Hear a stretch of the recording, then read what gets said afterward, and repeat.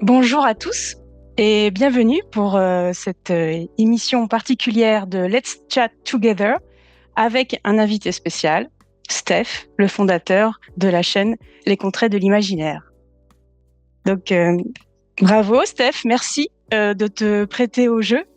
On avait hâte un petit peu, puisque chacun de nous, Loki, Alénique, Cadet et Matt et moi-même, nous avons aussi été interviewés par toi et on s'était dit mais il faudrait qu'on fasse l'inverse parce que on aimerait te connaître un peu plus et aussi ton rapport au jeu de rôle. Donc déjà, Steph, comment tu te sens? Bah écoutez, non, ça va. Comme je disais, ça fait, ouais, vous êtes 2, 4, 5 devant moi, donc ça fait un petit peu un entretien d'embauche, mais avec 5 RH. Donc c'est pas mal. Il va falloir essayer de donner une réponse à chacun de vous, je présume. Donc, mais ouais, Comme tu peux le deviner, on s'est réparti chacun ces fameuses 5 questions. Donc, on te posera qu'une seule. Mais à l'issue de ces 5 questions, il y aura une question surprise. Tu verras à toute fin. Ok, parfait. Surprise. Donc, avant En tout qu'on cas, c'est commence... super sympa d'avoir organisé ça, en tout cas. Donc, c'est vraiment, enfin, c'est une surprise. Donc, c'était pas prévu comme ça, mais parfait. Cool. Avant qu'on commence la toute première question, est-ce que tu peux te présenter en quelques phrases, nous dire ce que tu fais dans la vie, où tu habites, et aussi 3 traits qui te caractérisent le plus? J'ai fait miroir. Ok, donc bah, c'est parti. You're welcome. Ouais, anytime. Et ben donc je m'appelle Stéphane. Je suis basé à côté de Paris, donc en Seine-et-Marne, dans un petite ville qui s'appelle Vers-sur-Marne. Je suis assez près de Julien, de Cadet. On est à quelques kilomètres de différence. Et je travaille dans l'hôtellerie, où j'occupe le poste d'account director pour la partie nord de l'Europe. Donc je m'occupe des hôtels parisiens, également tout ce qui est les hôtels en Scandinavie. Donc Finlande, Danemark, Suède, voilà. Donc je suis pas mal dans les avions ou les Eurostars ou les trains, voilà. Donc voilà un petit peu pour ce que je fais dans la vie. Et après, en termes de traits de caractère, c'est ça, hein. Ouais, 3 traits qui te caractérisent le 3 plus. traits. Il faut une réponse RH ou une réponse politiquement correcte? Libre, ce que tu veux. Nous, on était un petit peu libre quand même. Je me souviens pour l'interview. Donc, non, je dirais que je suis. Pardon, dis-moi. non, t'as remarqué, j'ai pas dit 3 défauts, 3 qualités. J'étais un petit peu 3 traits. J'ai dit. Je dirais que pour le premier trait, je suis quelqu'un de curieux, en général, sur tous les sujets. J'aime beaucoup apprendre, en fait. Donc, je pense qu'en fait, le savoir est une vraie bénédiction, en tout cas. Plus on peut apprendre, en tout cas, plus je peux apprendre et mieux, en tout cas, je me porte. Donc, j'essaie de le faire un petit peu au quotidien. Je suis quelqu'un, je dirais, de joueur, dans tous les sens du terme. Aussi bien sur la partie jeu de rôle, jeu de plateau, jeu de figurines, mais également joueur dans le côté taquin, également dans les discussions. J'aime bien s'il y a un tout petit peu des fois des sous-entendus et que pour que chacun comprenne ce qu'il comprenne derrière. Et finalement, c'est une sorte de jeu verbal, une sorte de rhétorique. Donc ça, j'aime assez. Et après, je dirais qu'en trait de caractère, volontaire ou déterminé peut-être. Ouais. Volontaire, je pense. Ouais. Ok.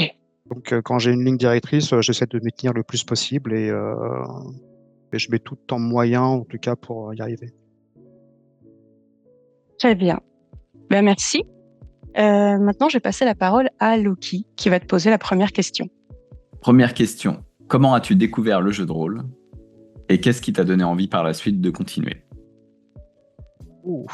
Alors, j'ai découvert le jeu de rôle dans les années, j'ai envie de dire, collège. De mémoire, je crois que c'était en 4e. Et j'ai un ami, d'ailleurs un ami en commun avec Julien qui s'appelle Pierre, qui regarde ses vidéos, il se reconnaîtra, qui m'a initié à la partie JDR sur, de mémoire, c'était du Donjons et Dragons, ça devait être du 3.5. Ouais, c'est après que ça c'est parti sur du Cthulhu, mais donc ouais, non, c'est mon premier port, en tout cas, enfin mon premier pas sur le JDR, sachant que j'avais vu en kiosque un magazine qui s'appelait Graal Magazine. Je sais pas si ça vous cause. C'est ouais, peut-être les plus vieux vont s'en rappeler. Ouais, ça risque. Je vais pas citer. Mais donc ouais, il y avait une photo la première page de la cover était assez emblématique. Je crois que c'était un guerrier avec une sword un peu énorme. Et je me suis dit tiens, ça m'avait plutôt intrigué. Et donc j'avais acheté ce magazine sans vraiment savoir ce que c'était. Et quand j'ai ouvert ce magazine, honnêtement, j'ai absolument rien compris. Donc parce qu'il y avait des sortes de têtes de jeu, il y avait à l'époque des scénarios mais qui tenaient sur 2-3 pages. Et honnêtement, quand on n'est pas vraiment initié au JDR, je pense que c'est assez compliqué de s'y retrouver. Et donc par la suite, cette personne m'a initié au JDR. On a fait une première partie ensemble avec un ou deux autres amis. Et finalement, c'est comme ça que de fil en aiguille, je trouvais l'exercice plutôt intéressant. J'ai d'abord été, en tout cas, beaucoup joueur au tout début, parce qu'entre guillemets, quand on ne sait pas comment ça fonctionne, c'est le plus simple. On va à une table et ensuite on essaye de, même pas d'interpréter, mais de suivre un petit peu la partie sans pour autant commencer dans les narrations. C'était plus, au début, je lance des dés et puis je vois comment ça se passe. Et donc voilà, c'était un petit peu la première approche. Et très vite, en fait, j'ai voulu passer sur l'autre côté, le côté du paravent. C'est le côté qui m'intriguait. Et c'est là que justement, je ne comprenais pas trop en disant, voilà, il y a des scénarios de D&D qui font 2-3 pages. Et avec ça, on peut jouer pendant 3-4 heures. Et ça, au début, je me dis, mais comment c'est possible, quoi. Donc, je m'attendais à quelque chose qui était vraiment très téléguidé. Et en fait, au début, on vous dit, voilà, vous commencez la fameuse auberge que tout le monde a dû avoir. Et après, il faut aller d'un point A à un point B. Et au début, moi, je pensais pas que le point A à un point B, on pouvait faire une narration pendant, si on veut, 5-6 heures. Pas du tout. Donc voilà. Mais de fil en aiguille, je trouvais intéressant de passer derrière, en fait, le paravent pour, entre guillemets, contrôler un peu plus l'histoire que de la subir, entre guillemets. Est-ce qui t'a fait t'orienter du coup, parce que tu commences avec du D&D, mais c'est pas du tout ce que tu fais aujourd'hui. Du coup, ce qui t'a donné envie, c'était plus l'aventure, l'expérience de jeu et la curiosité. Ouais. Et c'est ça qui t'a emmené vers d'autres moutures, vers d'autres. En fait, oui, au tout début, en fait, c'est vraiment ce côté imaginaire, en fait. Donc, ça te sort complètement de ton quotidien. Il y a un côté merveilleux parce que quand tu lis déjà les bouquins type Tolkien, etc., ou tu vois des films à l'époque qui étaient qui n'avaient pas forcément les mêmes effets spéciaux qu'au jour d'aujourd'hui. Déjà, tu as les yeux qui brillent. Enfin, moi, j'avais un petit peu les yeux qui brillent. Quand tu te plonges dans un roman, justement, où ça parle de magie, etc., c'est toujours top. Et ouais, c'est vraiment ce côté-là, moi, qui m'a tout de suite intéressé.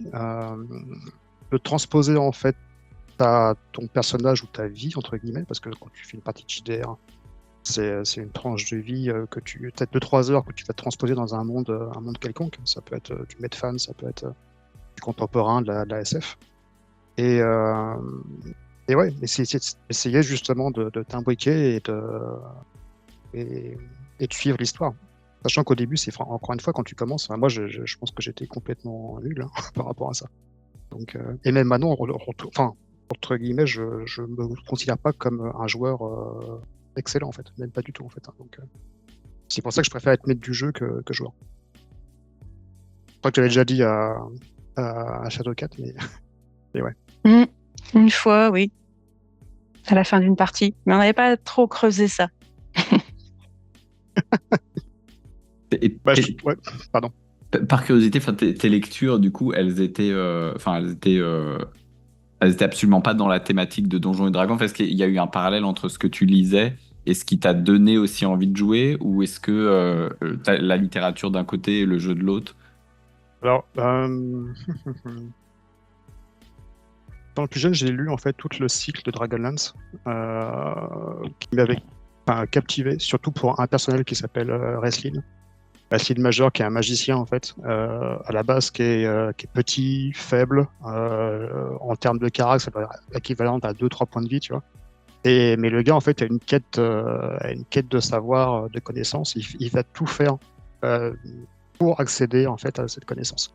Quitte à ruiner en fait ses amis, à prendre les pires risques, à même se sacrifier humainement et ses propres skills, c'est-à-dire il va il va accepter d'avoir des déformations, même physiques, pour accéder justement à cette quintessence, à ce savoir.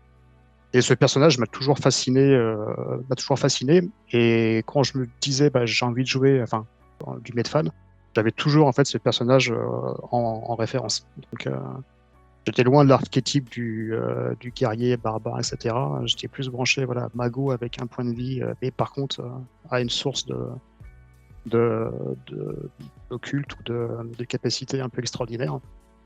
Et après, quand tu retroposes ça à D&D, tu prends une flèche, t'es mort. Donc tout de suite, là, tu vas reprendre les romans et tu te dis, ouais, Flipfam, le roman, c'est vachement bien. Très bien, merci. Allez, Nick, je te passe Oui, la parole. merci beaucoup. Alors, on va passer à la seconde question. Donc, Steph, la question maintenant, puisqu'on sait comment tu as découvert le jeu de rôle, c'est qu'est-ce que ça t'apporte, pourquoi tu continues, pourquoi le jeu de rôle et pas autre chose, et qu'est-ce que ça t'apporte surtout dans ta vie personnelle et le cas échéant aussi dans ta vie professionnelle. C'est bizarre, je crois connaître ces questions. C'est étrange, hein, mais ça vient. C'est mystique. Cherche pas à comprendre. Il y a vraiment l'effet miroir qui c'est assez sympa. C'est les fameuses 5 questions de la vie. C'est devenu comme ça, c'est une table dans la loi.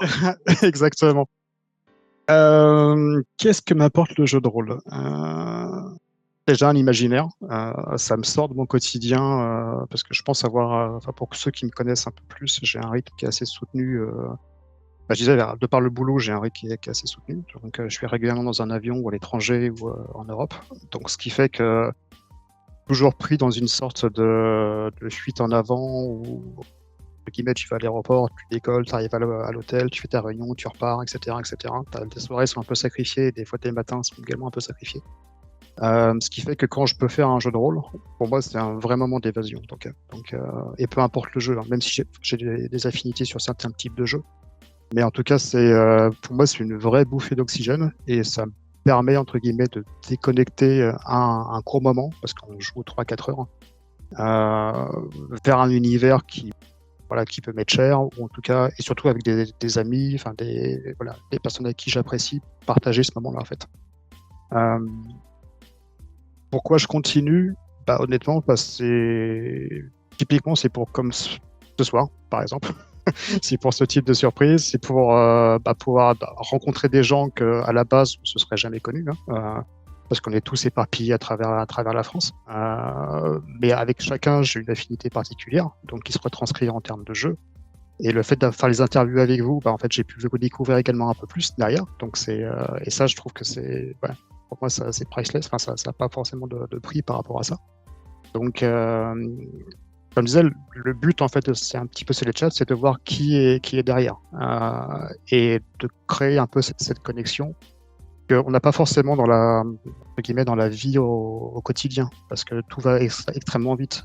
Dans le boulot, généralement, c'est superficiel, même si on peut très bien s'entendre avec ses collègues, mais rares, à mon avis, sont les personnes où, à la fin, ça devient réellement des amis, où on peut vraiment partager des moments sincères sans avoir une sorte de masque au quotidien. Je trouve que la partie jeu de rôle, toutes les personnes qui sont autour de la table, qu'elles soient virtuelles ou qu'elles soient vraiment en présentiel, il y a une vraie alchimie qui se crée. Donc, et la preuve est là ce soir, parce qu'encore une fois, c'est une surprise. Et vous êtes tous les 5, entre guillemets, à avoir joué le jeu, pris du temps également sur un dimanche soir. Donc, je trouve ça super sympa et je vous remercie par rapport à ça. Donc ouais, c'est un petit peu ça en fait. C'est créer des liens, c'est simplement en fait s'évader, j'ai envie de dire, du quotidien. Mais ça, c'est important. Au niveau professionnel, est-ce que ça t'apporte aussi autre chose? Parce que là, c'est vrai que c'est plus personnel, c'est plus en rapport avec ta vie privée, c'est ce besoin d'évasion. Est-ce que tu arrives quand même à en tirer quelque chose ou pas dans la vie professionnelle, même si c'est pas évident? Ouais. Non, c'est par défaut, tu es déjà beaucoup plus à l'aise dans des situations qui peuvent se produire. Par exemple, quand tu dois présenter un PowerPoint ou une presse, forcément, tu es beaucoup plus à l'aise parce que tu as déjà toute la partie verbale que tu maîtrises déjà un tout petit peu plus. Parce qu'avec la partie JDR, c'est quand même tout le jeu est passé sur la narration, donc en fait, tu es un peu plus à l'aise. j'ai envie de dire, être un peu plus également confiant. Enfin, je suis un peu plus confiant, je pense, sur des situations qui peuvent se produire. Qu'ils soient téléphonés, en tout cas, ou alors complètement inopportunes, parce que des fois, ça peut arriver, tu dois réagir à des choses. Et je pense qu'avec toutes les histoires qu'on a créées, entre guillemets, qu'on a jouées ensemble, il y a toujours, en fait, des rebondissements, etc. Et le fait d'avoir le mindset pour le type de réflexion, entre guillemets, pour te dire à un moment, bah voilà, j'ai un problème, comment je fais pour le solutionner? Dans le boulot, ça aide également pareil. Je pense en tout cas, je pense que j'arrive à le transposer par rapport à ça. Et à quel point le jeu de rôle occupe l'esprit? C'est-à-dire que quand tu es au boulot, tu as une partie à préparer, tu sais que le soir tu joues, mais tu es en pleine réunion, tu interagis avec des gens. À quel moment le switch? Parce que passer du milieu professionnel, et je pense qu'on l'a tous vécu en fait ça, et avoir dans un coin de la tête ce truc où mais il faut que je rajoute un point de caractéristique à ce personnage-là. Enfin, on est complètement dans deux mondes complètement séparés, c'est hallucinant. Ça n'a rien à voir. Est-ce que tu as déjà vécu ça, et est-ce que tu arrives bien à jongler entre je suis sérieux, je suis quelqu'un d'un professionnel et je ne suis qu'un joueur finalement? Alors, oui. Je pense avoir la faculté de compartimenter vraiment bien les choses. C'est-à-dire quand je suis au boulot, je pense pas du tout à autre chose. C'est-à-dire je vais pas me dire ce soir il faut que je fasse ce scénario où j'ai raté une caractéristique, où je dois faire une virgule de plus, où je dois prendre une photo uploader. Non, quand je suis au taf, en fait, je le fais à 100%. Et une fois que la vie pro est terminée, une fois que l'écran est abaissé, en fait, en tout cas, la vraie vie, entre guillemets, enfin celle que j'affectionne particulièrement, on va dire, commence. Donc oui, j'arrive vraiment à compartimenter les choses sans vraiment de soucis, quoi. Donc, je sais pas vraiment, enfin, ça n'a jamais été un problème et ça sera pas un problème dans le futur. Donc, Ok, merci beaucoup. Question suivante, Cadet.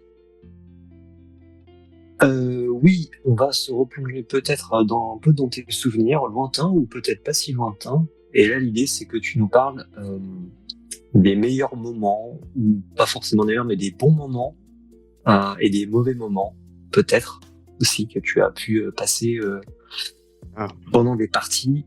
Après, libre à toi, MJ, joueur, peut-être les deux. À voir, c'est à toi de nous dire. je vais peut-être commencer par les mauvais moments. Il y en a un qui remonte pareil aux années collège, où je faisais maître du jeu sur un jeu je crois qui s'appelait Nightcrawler. Je crois que c'est un truc où les personnages jouent des voleurs dans une cité médiévale, etc. etc. Et j'avais avec moi 2 joueurs, justement la personne qui m'a initié au JDR, plus un copain qui s'appelle Vince. Et ce gars prenait la partie, mais par-dessus la jambe, mais d'une façon vraiment insolente, quoi. Et je me dis, bah ok, donc si tu le fais comme ça, je vais te faire des jets impossibles à réaliser. Genre, il faut un 20, etc. Tu vois. Et le mec, il balance le dé, il me fait 20. Je sais pas, putain. Bon, bah ok, donc... Le karma. Ah ouais, donc je dis, bah écoute, et après, et donc là, en plus... fier en fait d'avoir réussi, il dit bon bah écoute, je traverse la pièce, j'éclate, enfin je me raccroche au lustre, j'éclate la vitre pour passer de l'autre côté. Je dis ok, bah dans ce cas-là il te faut un deuxième 20 et je me dis bah, le mec il va tomber, il va claquer. Le mec me tire le dé en présentiel et 20. Et là j'ai fait putain je suis maudit. Et c'était comme ça quasiment pendant toute la soirée et je crois que alors je sais pas si c'est un pire moment de jeu de rôle mais en tout cas c'était assez pénible. T'as souffert. Assez pénible. Ouais, parce que je pense qu'on n'a pas du tout la même vision du jeu. En tout cas, même à cette époque-là, je pense que j'aimais bien raconter les histoires et côté narration et pas forcément le côté carac où vraiment je fais n'importe quoi et puis je m'en fous. En fait, c'est juste une partie, etc.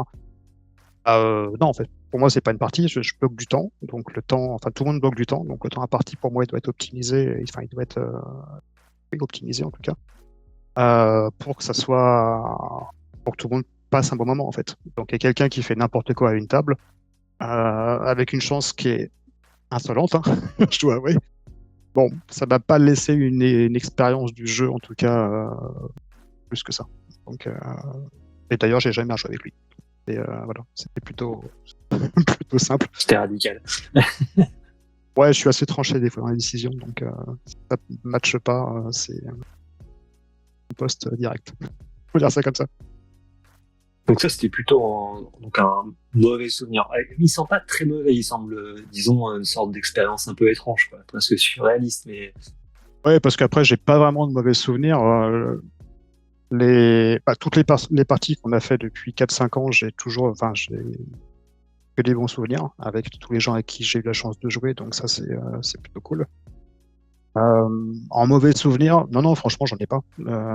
J'en ai pas parce qu'encore une fois, les gens avec qui j'ai la chance de partager une table ou un écran, je les connais. Donc en fait, j'élimine encore une fois le facteur personne nuisible ou j'ai pas envie de jouer en fait. Donc tout simplement.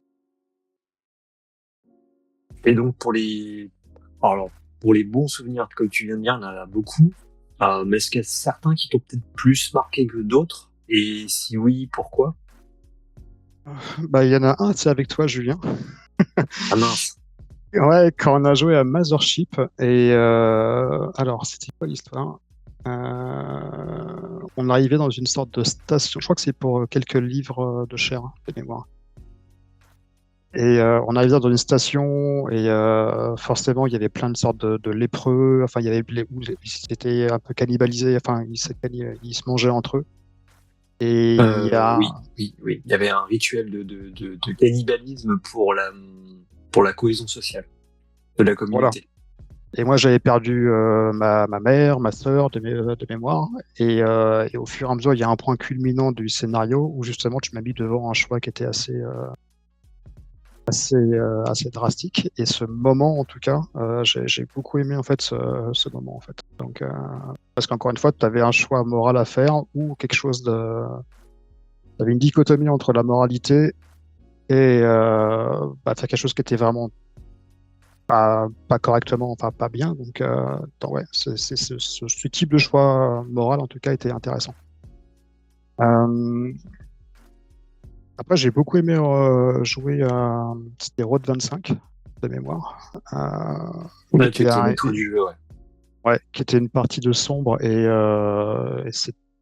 ouais, je crois que c'est une de mes meilleures parties, en tout cas, ne serait-ce que par déjà l'arrêt que j'affectionne particulièrement, l'ambiance, la cohésion de toutes les personnes, le dénouement de l'histoire, enfin tout s'est enchaîné vraiment de A à Z.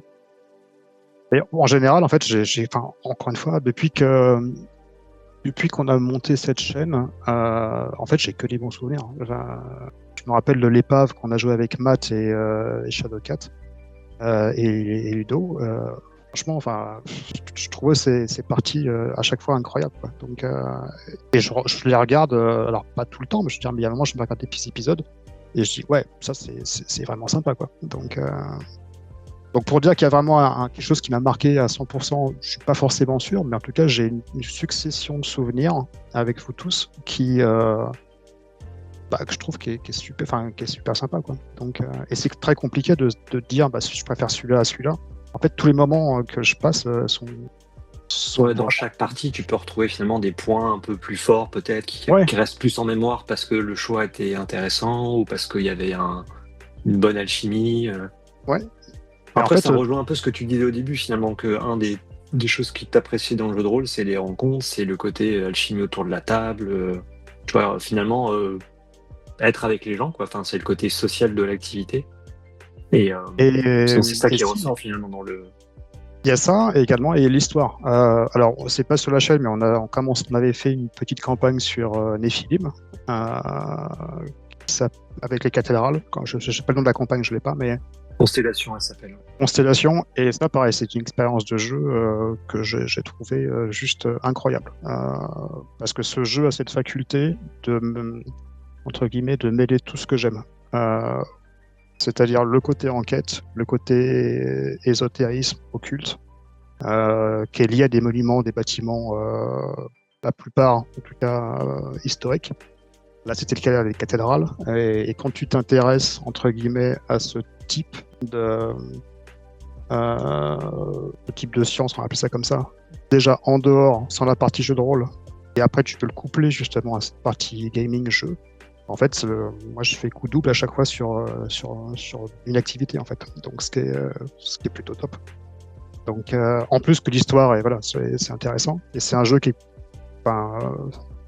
complètement historique. Je veux dire, parce que ton film traverse les siècles. Et ça t'intéresse, ça permet de t'intéresser vraiment à plusieurs périodes depuis la création jusqu'à maintenant, en fait. Donc, C'est ça.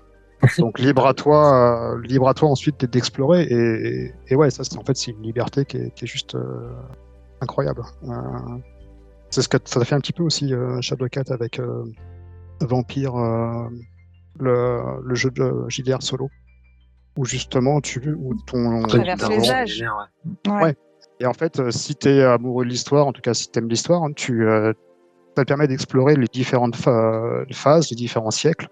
Et ouais, c'est ce qui est cool. Donc je sais pas si c'est pas forcément des moments de jeu, mais en tout cas moi qui aime beaucoup en fait l'architecture et les choses comme ça et la partie occulte, en fait ça me permet de relier entre guillemets deux passions sur autour d'un même jeu et en plus avec des gens. Donc c'est encore sympa.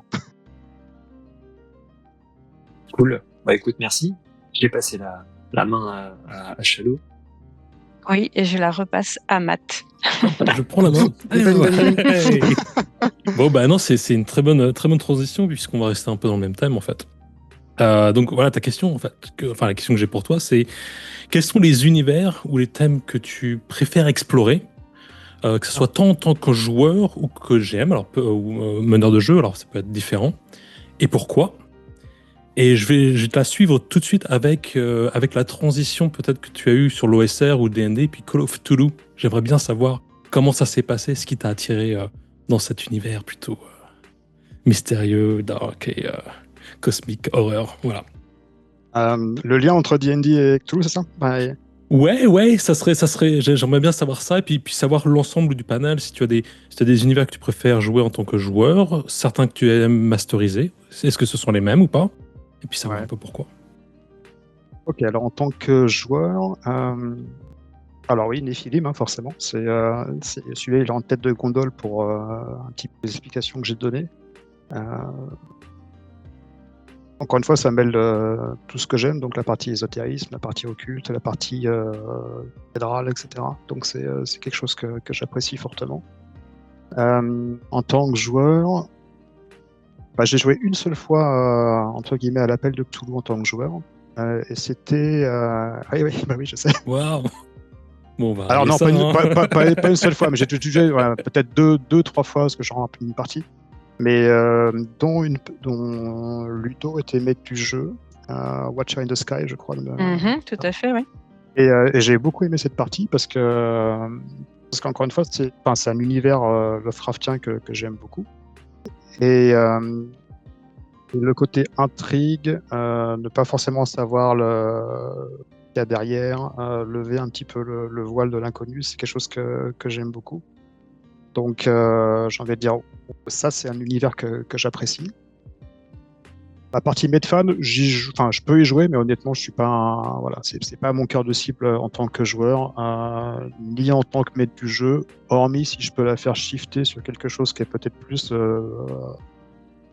horreur, enquête, mais je suis pas quelqu'un qui va optimiser son personnage en disant voilà, si je mets un +1 ici, ça va mettre mieux pour le futur. Honnêtement, je m'en fous complet. Et en fait, j'aurais juste un personnage en me disant le nom, le prénom, le métier, ça m'irait parfaitement, quoi. Donc, et au pire, pas un pile ou face, mais mettons, si t'es bon, tu lances 2 pièces, tu gardes la meilleure. Si t'es pas bon, tu lances 2 pièces, tu gardes la pire. Et si t'es neutre, tu lances qu'une pièce, ça m'irait parfaitement, quoi. Je suis pas du tout du genre à optimiser un personnage. Honnêtement, je m'en fous. Et ça m'intéresse pas du tout. Donc, et malheureusement, entre guillemets, les univers un peu Medfan, il y a beaucoup de ça. En tout cas, sur la partie D&D, je pense que le jeu fait que tu as envie d'optimiser ton perso. Donc j'ai fait ça quand j'étais beaucoup plus jeune, encore une fois, dans les années collège, 4e, 5e, 3e. Mais finalement, ça m'a vite gavé, entre guillemets. Et après, je suis tombé dans l'univers Lovecraft en lisant justement les nouvelles, dont Innsmouth, dont Charles-Henri Dexter, que je trouve qui est un des meilleurs qu'il a pu écrire, en tout cas pour moi. Je trouve que justement ce passage à travers les siècles est assez intéressant. Donc, deux joueurs, donc il y a ça. Medfan, pas trop. Science-fiction, je suis pas le plus grand fan, honnêtement, même si j'aime beaucoup Mothership, mais je pense que j'aime Mothership parce qu'il y a un côté horreur dedans, en fait. Ça serait juste un jeu à Star Wars, Star Trek, etc. Je vais jouer parce que c'est sympa, mais c'est pas ce que j'apprécie le plus. Clairement. Nephilim, ouais, je pense qu'en tant que joueur, en tout cas, c'est un univers que j'apprécie pour les raisons que j'ai expliquées déjà en amont par rapport à ça. Et après, en tant que maître du jeu, bah oui, Lovecraft, forcément. C'est quelque chose qui ressort à travers la chaîne, je pense. Ne serait-ce que parce que ces nouvelles, en tout cas tout ce qu'il a pu écrire, j'aime particulièrement. Et j'aime bien aussi faire découvrir justement cet univers et prendre un petit peu les contre-pieds qu'on peut avoir, parce que tout le monde généralement pense l'appel de Cthulhu cultiste ou rituel, et ça s'arrête à ça. Ou alors la plupart des joueurs qui jouent à Call of Cthulhu, ils prennent le shotgun à dynamite et puis ils explosent tout. Ce qui, à mon sens, est totalement à l'encontre de l'œuvre de Lovecraft et ce qu'il a voulu faire, en tout cas. Donc, mais trouver, voilà, en fait, faire partager un tout petit bout d'intrigue, et au fur et à mesure que les joueurs tirent un peu la petite plate de laine, ils s'aperçoivent qu'il y a autre chose, il y a un truc qui ne tourne pas forcément rond. Et j'aime bien en fait insinuer en fait ça dans mes parties, c'est-à-dire de donner un petit peu les indices au fur et à mesure, et les joueurs finalement s'aperçoivent qu'il y a quelque chose qui est derrière. Donc, je sais pas si ça répond un peu à la question, mais Ouais, complètement. Non, très très bien. Et puis tu le fais avec beaucoup de talent et de passion, quoi. Ça se sent, je veux dire, au travers des parties, des narratives, des intentions qu'il y a derrière. C'est, je pense que tout le monde ici peut s'aligner là-dessus. On est vraiment investi dans ce qui se passe.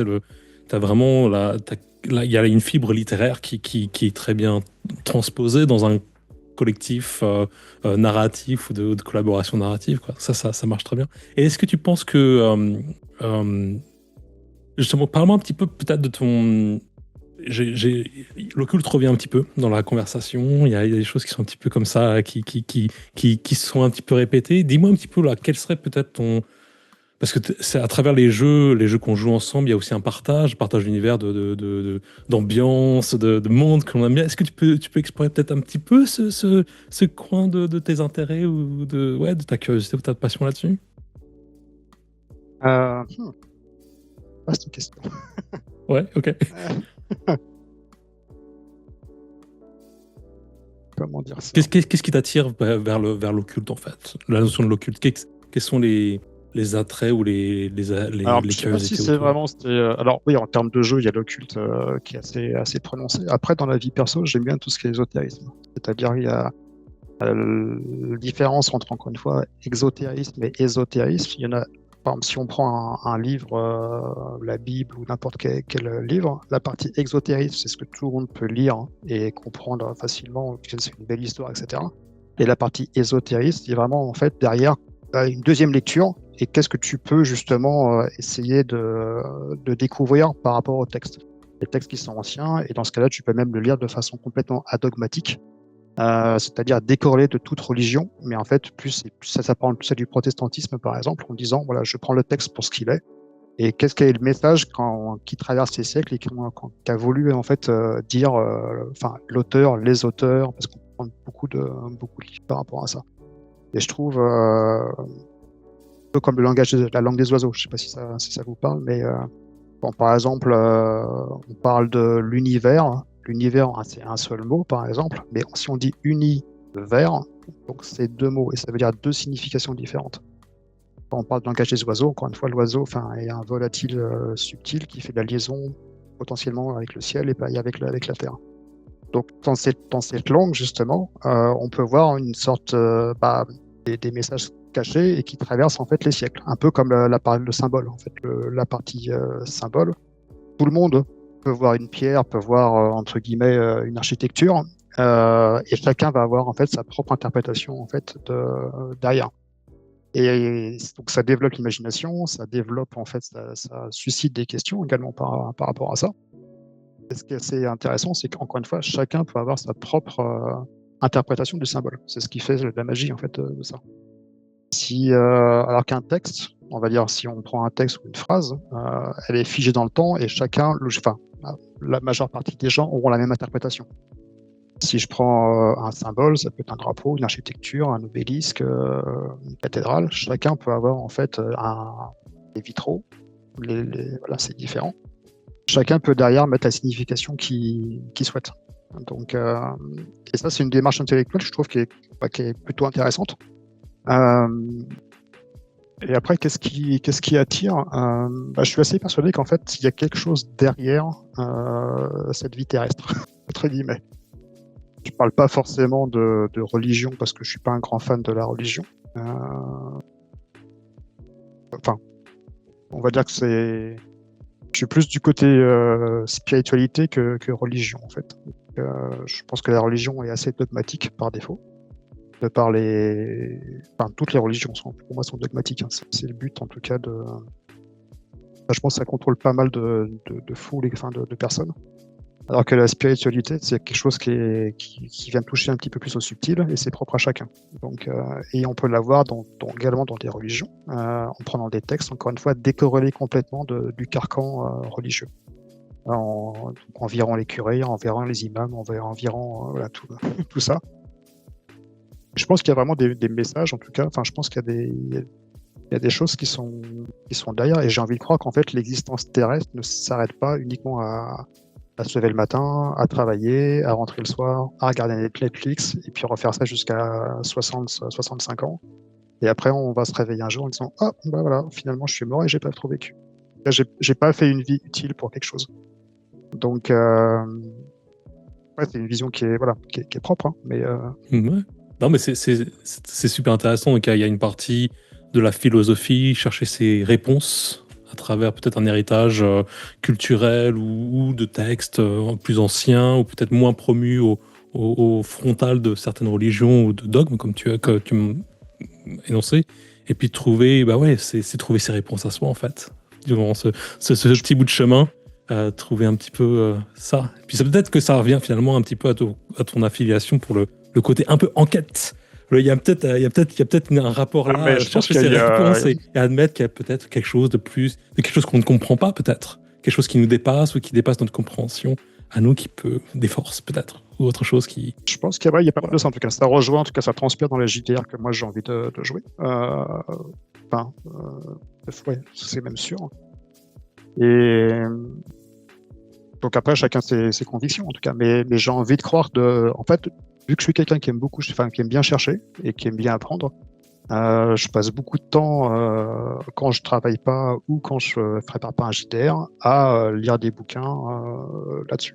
Donc, ce qui permet de lever un tout petit peu, j'ai envie de dire, le voile sur des traditions, sur les choses primordiales, sur pas mal de choses.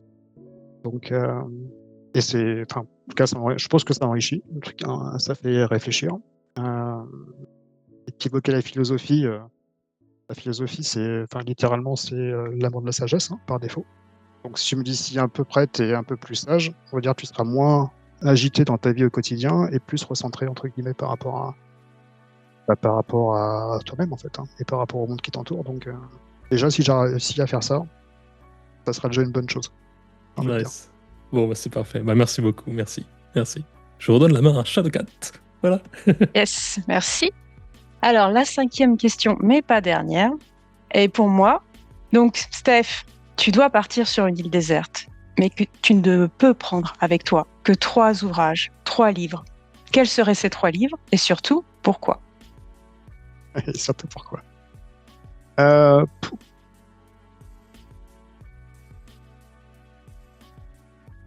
Alors, je vois que c'était pas facile. Hein. Et pourtant, il connaissait les questions à l'avance. Il les a écrites au départ, hein, donc il a eu tout le temps d'y penser. Ouais, mais c'était pas pour moi en fait. Je sais. Non, le premier, je pense que ce serait la Divine Comédie de Dante. parce que ça rejoint tout ce qu'on a parlé un petit peu avant. Il y a je pense que c'est une belle histoire. Non, je pense que c'est une histoire. Mais ça raconte un petit peu le voyage de l'âme à travers l'enfer, le purgatoire et le paradis. Et comment, en fait, la vision de l'âme va évoluer au fur et à mesure, à travers les 9 sacs de l'enfer. Après, il y a la partie purgatoire et ensuite qui va, en fait, pas l'élimination, mais en tout cas la transformation en fait du schéma intellectuel et de l'âme qui va transcender un petit peu les cercles au fur et à mesure, prendre conscience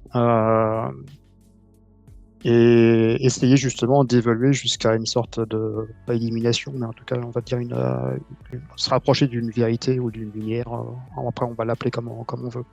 Donc, et vu que c'est un gros pavé entre guillemets, je pense que sur une île ça peut être pas mal. Ouais, un ouvrage assez spirituel quand même pour le premier. On retrouve là ce goût de la réflexion. En fait, à la maison, j'ai quasiment pas de romans, j'ai quasiment que des bouquins comme ça en fait. Donc, aussi bien sur la Kabbale que sur le taromancie, que sur l'ésotérisme, que sur les rites égyptiens. Enfin, voilà, j'en ai beaucoup. Ce sont des super sources pour créer des scénarios. Hein. Moi, je dis ça en passant, mais. Mais exactement, exactement. D'où on a mon intérêt pour justement pour les films, donc entre autres. Un deuxième bouquin. Alors, je vais reprendre en fait la trilogie de Dragonlance qui m'a marqué en tout cas étant beaucoup plus jeune. Alors pas forcément pour l'histoire avec le chaos, avec le monde, etc., mais vraiment plus pour recentrer sur ce personnage de Racine Major en fait, qui est encore une fois je dirais pas qui est infirme par rapport à d'autres personnes, mais en tout cas qui est plus faible par rapport à un barbare, par rapport à un nain, par rapport à des elfes, etc. Est-ce que ça parle d'un goût pour les anti-héros, ceux qui ne sont pas avantagés et qui finissent quand même par y arriver? Je dirais pas ça comme ça, parce que pour moi, c'est un vrai héros en fait. Mais on va dire qu'il c'est une personne qui est pas lambda, parce qu'il a une force de caractère qui est assez qui est déterminée en fait. Et finalement, même s'il n'a pas les attributs comme ses petits camarades, en disant j'ai pas une classe d'armure de 18, j'ai pas une force de malade, mais en fait il joue beaucoup sur la partie intellect. Et finalement, à force de chercher, à force de récupérer du savoir, de garder des grimoires, etc., ça va devenir un des personnages les plus marquants et les plus importants de Dragonlance, en fait, du monde de Kryn. Donc, par contre, il va avoir forcément des sacrifices, c'est-à-dire il va sacrifier pas mal de lui, même une partie de son âme, justement, pour acquérir une connaissance que la personne ne peut avoir par rapport à ça. Donc il fait le choix, et je trouve ça intéressant, encore une fois, de se sacrifier, entre guillemets, une partie de son humanité, même contre son propre frère, pour accéder à quelque chose d'un peu plus intense, en tout cas en termes de... Je ne sais pas si c'est du pouvoir à l'état pur, ou vraiment c'est pour s'approcher du... Ouais, c'est ce que j'allais dire. Est-ce qu'on veut dire le savoir c'est le pouvoir, ou est-ce que c'est... Moi, je fais une vraie différence entre savoir et connaissance, en fait. Donc, pour moi, c'est pas du tout la même chose. Le savoir, c'est ce qu'on peut accumuler dans les ouvrages en lisant. Et n'importe qui peut avoir du savoir, il suffit de prendre le temps pour le faire. Après, la maturation et la réflexion fait que tu transformes ton savoir en connaissance. Et là, en fait, tu tombes dans un autre domaine. C'est plutôt la maîtrise du sujet, en fait, c'est ça? Exactement, c'est plus la maîtrise du sujet. Et au fur et à mesure, et au tout début, en fait, ce personnage n'est absolument rien. Hein. C'est-à-dire que on devait le retranscrire entre guillemets par rapport à une feuille de D&D, je pense que le mec aurait 1 point de vie, tu vois, 1 ou 2 points de vie, quoi. Il est toujours faible, il est toujours malade, il tousse tout le temps, il crache du sang, il a un bâton, et au fur et à mesure du temps, alors peut-être parce qu'en fait, il est doté d'une constitution qui est faible et il a envie d'avoir une revanche peut-être sur la vie par rapport à ça, qui s'accroche. Mais au fur et à mesure des romans, on voit qu'en fait, il accumule de plus en plus de pouvoir, qui vont lui permettre justement d'acquérir un autre stade. Il va passer en fait, pas une sorte de transcendance, mais en tout cas Encore une fois, il va arriver à être un des personnages les clés en fait de l'univers de Dragonlance et un majeur, mais dans tous les sens du terme. Et quitte à faire des sacrifices en fait. Donc, et je trouve intéressant la dichotomie de dire ok, je suis prêt à accéder à quelque chose, et par contre, je sacrifie une partie de mon âme pour y accéder en fait. Donc, où est le choix moral, où est le parce que c'est dur en fait de faire ça. Donc, jusqu'à quel point je veux sacrifier quelque chose pour pouvoir en fait accéder à un but ultime quoi. Extrapolation, ça me fait quand même penser à certains personnages dans l'appel de Cthulhu. Hein. C'est quand tu verses dans une certaine obsession, puis folie d'apprendre plus et de connaître plus des savoirs qui la plupart des personnes n'ont jamais, enfin le commun des mortels n'en a jamais entendu parler. Mais plus tu t'accèdes à la connaissance, plus tu deviens fou au final. Et donc tu peux toi soit te sacrifier ou sacrifier d'autres personnes. Mais c'est marrant, hein, depuis le début que tu en parles, ça me faisait penser à ça. Je me dis, tiens, je dis tiens, si tu joues un personnage comme ça, qui, y a ce trait-là, je crois, dans à l'appel de Cthulhu. Des fois, il existe des cartes avec certains travers ou pseudo-folies que tu peux acquérir quand tu échoues à des jets de santé mentale. Et il y a un nom pour ça qui m'échappe, mais il y a ça, il y a la soif de connaissance. C'est-à-dire tu as toujours envie d'en apprendre plus. C'est une obsession et tu peux pas t'en empêcher, etc. Donc c'est marrant parce que ça me fait penser à ça. Alors que c'est un autre univers complètement, mais... Ouais, mais justement, enfin, quand le bibliothécaire, en tout cas, il va fouiller, il va passer des heures dans sa bibliothèque ou à rechercher. Enfin, voilà. Il y a un film comme ça avec Johnny Depp, c'est la 9e porte. La 9e porte, c'est ça, ouais. Donc, il va chercher des ouvrages occultes pour des acheteurs, mais ouais. Ouais, j'avais beaucoup aimé ce film, en fait. Donc, il traverse tout Paris, enfin voilà, il y a plein de petites choses qui font que... Et oui, pour l'appel de Cthulhu, c'est carrément ça en fait. Hein. Donc, tu pourrais jouer un personnage comme ça te plairait par exemple en pré-tiré Ah oui, carrément, ouais. Ah ouais, carrément, ouais. Ah ouais. Bon, j'aurais pas trop à me forcer, hein, j'ai envie de dire. On le note quelque part. Tous prendre une note, ouais. Petit post-it. Ça va être les 5 premières prochaines parties. Ça va être ça. Dans l'espace, pas dans l'espace. Pourquoi pas voilà. Pourquoi pas. Mais ouais, non, c'est marrant, ouais, le côté Lovecraft, ouais. Et il en faut un troisième, hein, c'est ça Oui, tout à fait. Il y a deux livres qui me viennent en tête, donc j'en ai qu'un seul, hein, ça. Bon, après, on peut faire une exception, hein, si tu n'arrives pas à... Rajouter dans ta valise. Voilà. Ouais, tu peux nous dire entre quoi et quoi tu hésites et pourquoi. Alors, il y intéressant. Il y a un bouquin qui s'appelle, c'est l'équivalent en fait de la Bible mais pour les bouddhistes en fait. C'est un nom qui est assez compliqué, qui est c'est Tripitaka de mémoire. Et parce que j'aime beaucoup la philosophie bouddhiste pour l'avoir étudié pendant pas mal de temps en fait.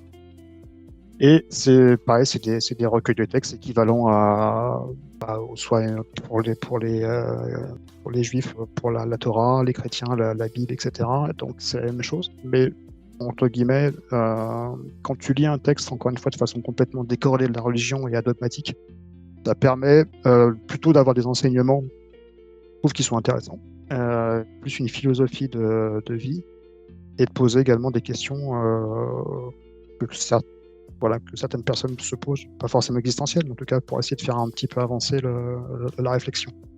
Et je me dis que sur une île, ça peut être pas mal. Ça peut être... le temps de réfléchir. Ouais. Enfin, moi, j'aime bien réfléchir. Donc, c'est ce type d'ouvrage, en tout cas, fait avancer un petit peu la réflexion. En fait. Donc, et sur une île déserte, bon, entre guillemets, hormis la côté de survie, j'aurais peut-être d'ailleurs prendre un manuel comment survivre ou comment couper une branche ou comment faire une cabane. Je vais te le dire d'ailleurs, tu nous l'avais conseillé. Oui, parce que finalement, tu peux réfléchir tant que tu veux, mais si tu meurs au bout de 3 jours, c'est pas forcément cadeau, quoi. Ouais, j'aime assez le côté bouddhiste, ne serait-ce que par le... C'est très cohérent avec ton amour pour Néphilim, hein, parce que le bouddhisme est très ancré dans la réincarnation par l'hindouisme, et je crois savoir, d'après ce que j'ai pu lire récemment, que Néphilim était inscrit aussi là-dedans.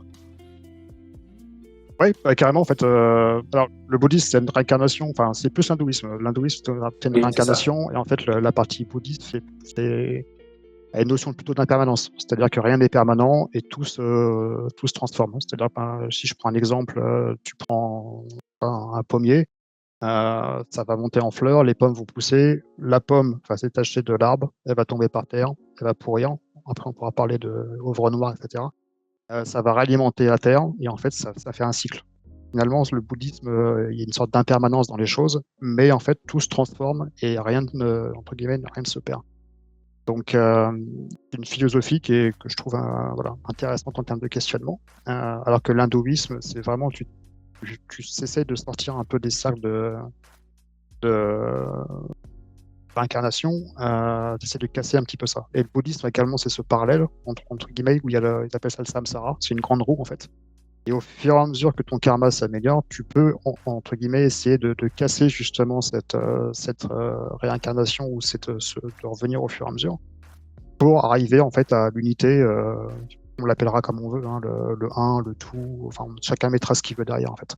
Donc oui, ça rejoint ça, ouais. Ça rejoint également un peu Néphilim avec les réincarnations ou les personnes qui traversent les siècles pour revenir à une source, qu'on appellera comme on peut. Voilà, chacun mettra ce qu'il veut derrière, en fait. Très bien. Alors, ce n'est pas terminé, Stéphane. Alors, si tu m'autorises, parce que j'ai regardé le temps, je pense qu'on peut laisser à Stéphane un peu plus que le temps prévu. Oui, d'accord. Oui, tout à fait.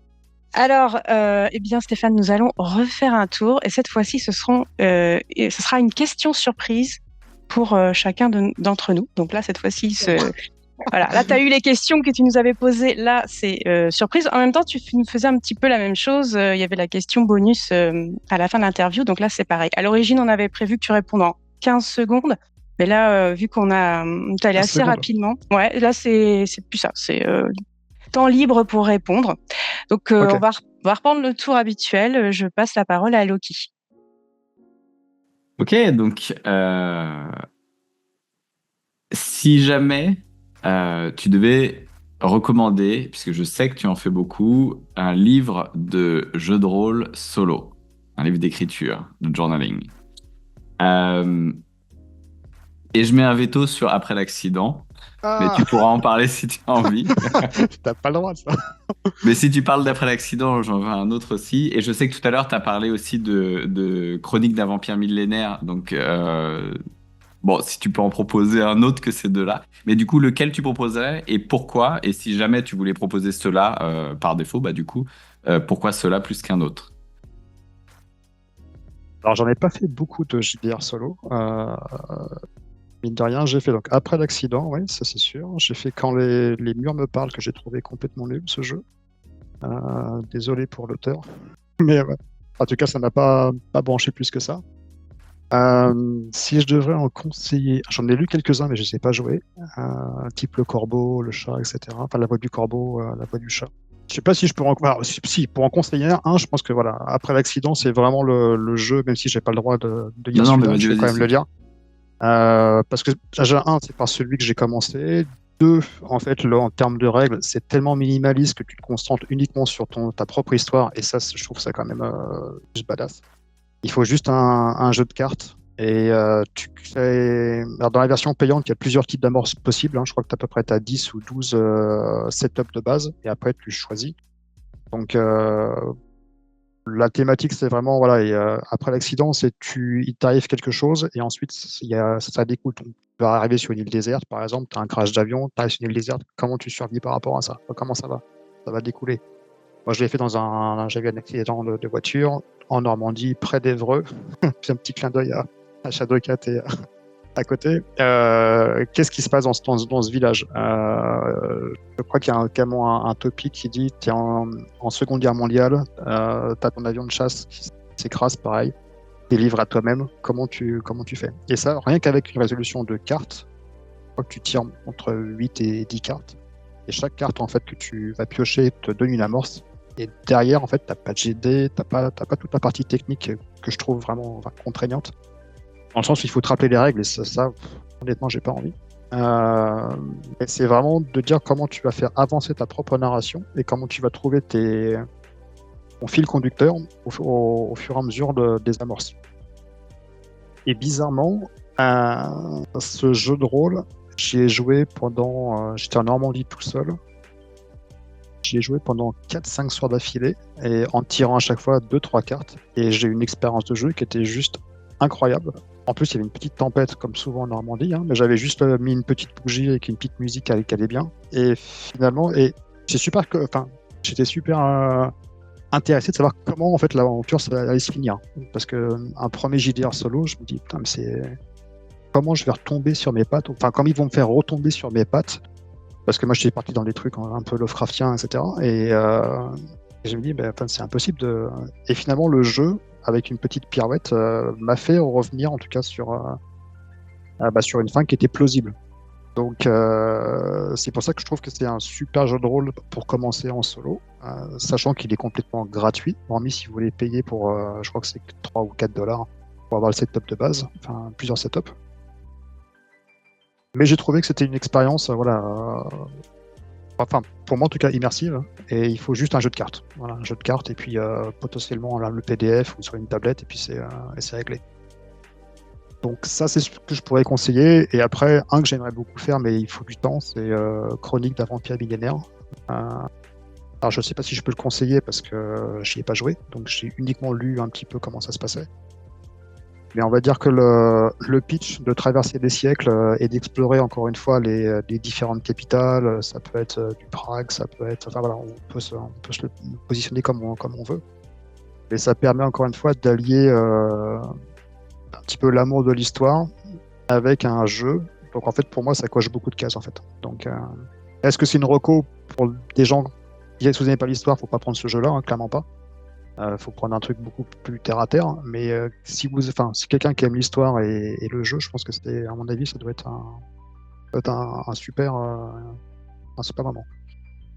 Oui, et puis comme tu traverses les âges, comme tu es un vampire millénaire, tu as aussi, tu peux creuser aussi la partie, comment dire, âme torturée. En fait, enfin, tu es un peu dépassé au bout d'un moment avec tous les siècles que tu traverses. Tu comprends plus un peu trop ce qui se passe. T'as même des pertes de mémoire. Moi, j'ai eu ça dans les amorces. Et donc, ça rejoint ce que tu avais dit sur les Néphilim, etc. Enfin, qui transcendent les âges. Et on retrouve ce thème-là également. Oui. Et la quête l'immortalité quand même. Enfin, c'est quand même. Les vampires sont immortels jusqu'à temps qu'ils se fassent brûler ou on met un pieu dans le cœur. Mais même là, ils meurent pas a priori. J'ai jamais testé, mais a priori, c'est légende urbaine. Mais jusqu'à quel point en fait c'est supportable d'être immortel. C'est ça. Comme tu le dis justement, tu vois en fait tous ceux que tu aimes, que tu as aimés, qui accumulent au fur et à mesure, parce que l'expérience humaine est assez courte si on prend une échelle de temps. Donc comment en fait ta psychologie est impactée et comment tu vas tourner, à mon sens, de plus en plus, tu vas perdre ton humanité, parce qu'à force d'avoir que des décès autour de toi, et après tu peux essayer de dire ouais, je suis immortel et c'est mon but ultime, mais vraiment après, but ultime pour faire quoi derrière? Enfin, c'est quoi la finalité de la chose en fait? Ok, je suis immortel, mais finalement, pourquoi? Enfin, qu'est-ce que je vais faire de plus? Ouais, c'est presque une malédiction finalement au bout d'un moment. Hein. Ouais, je pense que c'est une malédiction. Donc, je sais qu'il y a pas mal de personnes qui on pourra discuter, qui aimeraient avoir une expérience de vie qui est extrêmement lointaine, parce que encore une fois, il y a l'attrait de ne pas savoir forcément ce qu'il y a derrière. Enfin, tu peux te dire, je prolonge ma vie, je vais traverser. Et finalement, je trouve que le fait d'avoir une espérance de vie qui se situe maintenant, on va dire, entre 75 ans et 85 ans, on va dire, un peu plus si jamais tu arrives en bonne santé, en fait, tu maximises ce temps. Et il y a une sentence, il y a une citation latine que j'aime beaucoup qui s'appelle Memento Mori, en fait. Memento Mori, c'est en fait, souviens-toi que tu vas mourir.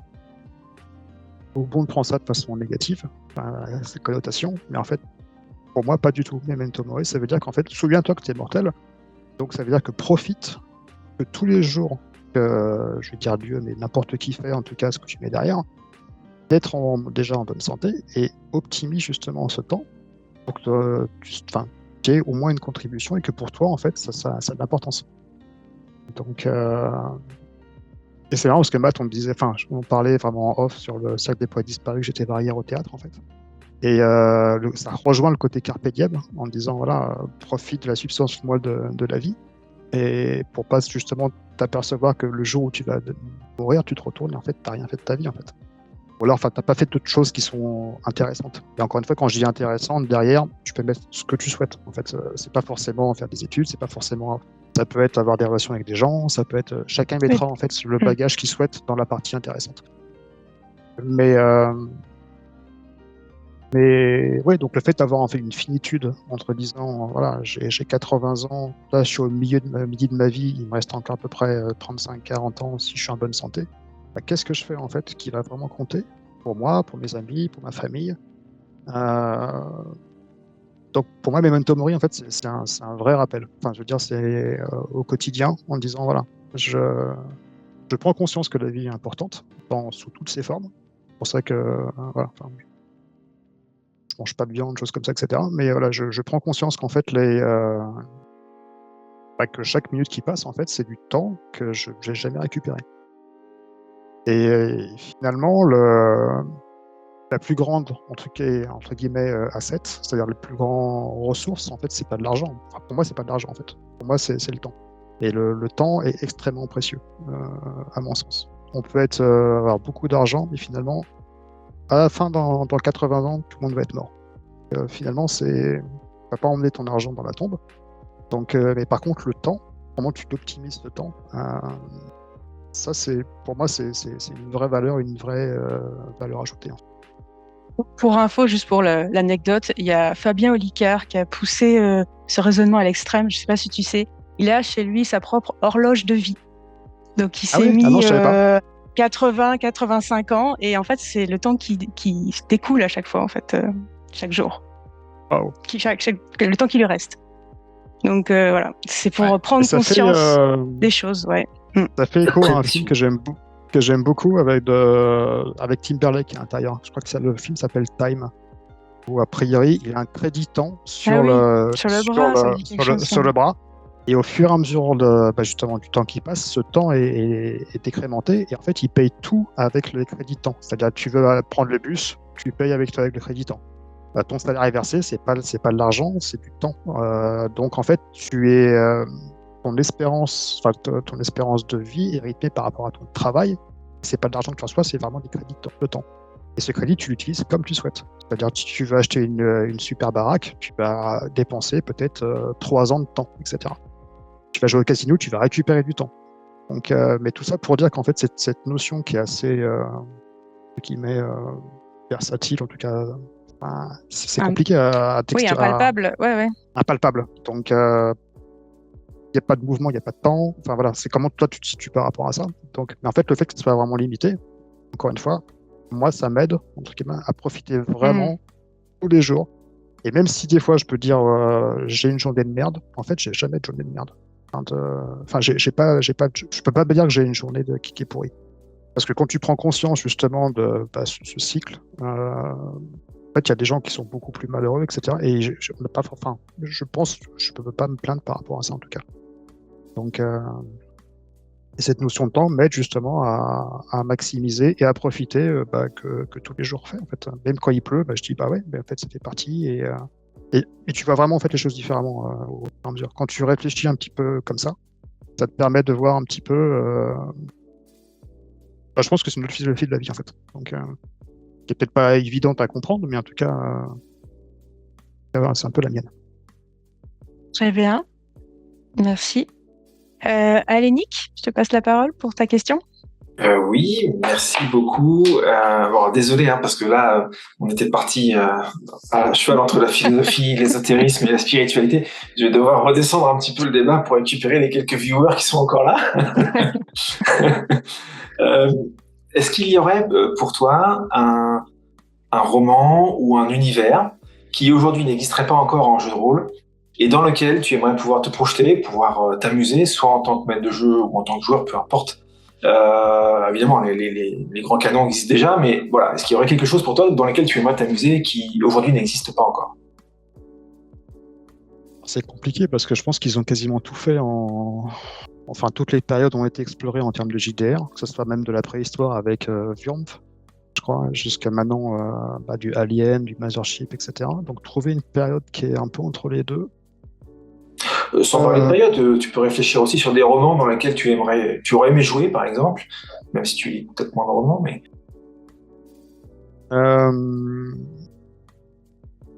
Alors, ouais, il y a des romans que j'apprécie, mais on va retourner encore un peu on va reperdre quelques viewers par rapport à ça. Mais toute la partie Dan Brown, etc., j'aime beaucoup. Donc, Da Vinci, Inferno, Origin, etc. On reste dans le domaine enquête quand même. Hein. Ouais, toujours en fait. Donc, oui, toujours. Donc, le domaine d'enquête pour ça, tu vois, j'aime pas vraiment D&D parce que en fait, bon, taper du monstre, ça m'intéresse pas trop, quoi. Mais pourquoi le monstre est comme ça ou pourquoi le monstre a été placé là, ça m'intéresse plus en fait. Mais alors, je dirais, ouais, il y a des jeux de rôle qui s'y prêtent, type Trinité, type Nephilim, par exemple. C'est un petit peu ça. Mais me mettre à la place, tu vois, d'un Langton dans Da Vinci Code, c'est quelque chose qui... Les énigmes. Ouais, voilà, voilà. Les énigmes, essayer de comprendre pourquoi. Quand tu comprends l'implication que ça peut avoir, et encore une fois, ce que j'aime beaucoup et ce que j'essaie de faire en JDR quand je masterise, c'est de donner une petite piste et au fur et à mesure que tu détricotes la pelote de laine, tu t'aperçois qu'il y a un truc qui est beaucoup plus massif. Ça peut être dans du Cthulhu, ça peut être... Mais l'avantage des trucs ésotériques, c'est qu'en fait, tu t'arrêtes pas juste à 3 ans, mais en fait, tu détricotes sur des siècles, en fait. Donc c'est... Tu devais être un amoureux des jeux de type Myst ou Riven. J'adore Myst. Myst. Voilà. Mais Myst, on est d'accord. Myst, j'ai passé des temps à faire le labyrinthe avec la carte, le crayon de papier, etc. Non, ouais, c'est le type de jeu que j'adore, en fait. Mais... Donc, ouais, s'il y a un jeu vidéo qui m'a marqué de toute ma vie, en fait, c'est Myst. Et que je rejouerais, ça serait vraiment Myst. Parce que c'est du point and click, tu essayes de déjouer en fait, la mécanique. Et c'est ce que j'aime dans les scénarios Cthulhu, c'est que tu essaies justement de trouver l'enquête, le pourquoi du comment en fait. Donc, et si en plus il y a un truc derrière le voile, c'est pour ça que j'aime bien aussi. J'ai joué une seule fois avec toi, Shadowcat et Ludo sur Cult. Mm-hmm. Là, il y avait Matt aussi. Ah oui, exactement. Oui. Et je trouve que le jeu est sympa. Donc le jeu est sympa.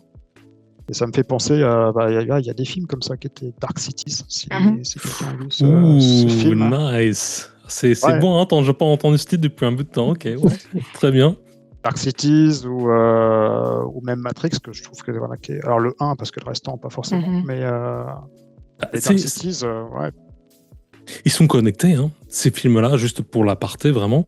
La production de Matrix a réutilisé les décors de Dark City pour des questions de budget. Ouais. Ah, je savais pas. Donc ils ont été tournés bout à bout à Sydney. Ouais.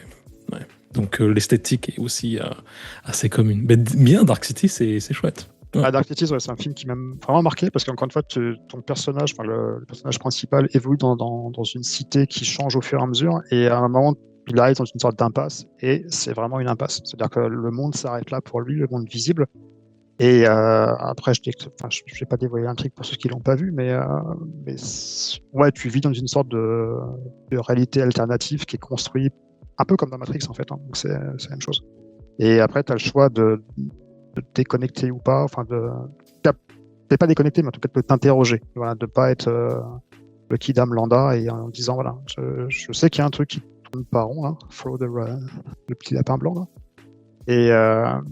Et ouais, ça se trouve, il n'y a rien. Ça se trouve, tu ne vas jamais rien trouver. Mais au moins, tu te poses des questions. Et ça fait avancer le petit train, on va dire. Très bien. Merci. Cadet, quelle est ta question? Quelle est ma question? Stéphane. Julien. Dis-moi. On va mettre une petite pointe de SF dans ma question, tu vois, si tu me connais, c'était inévitable.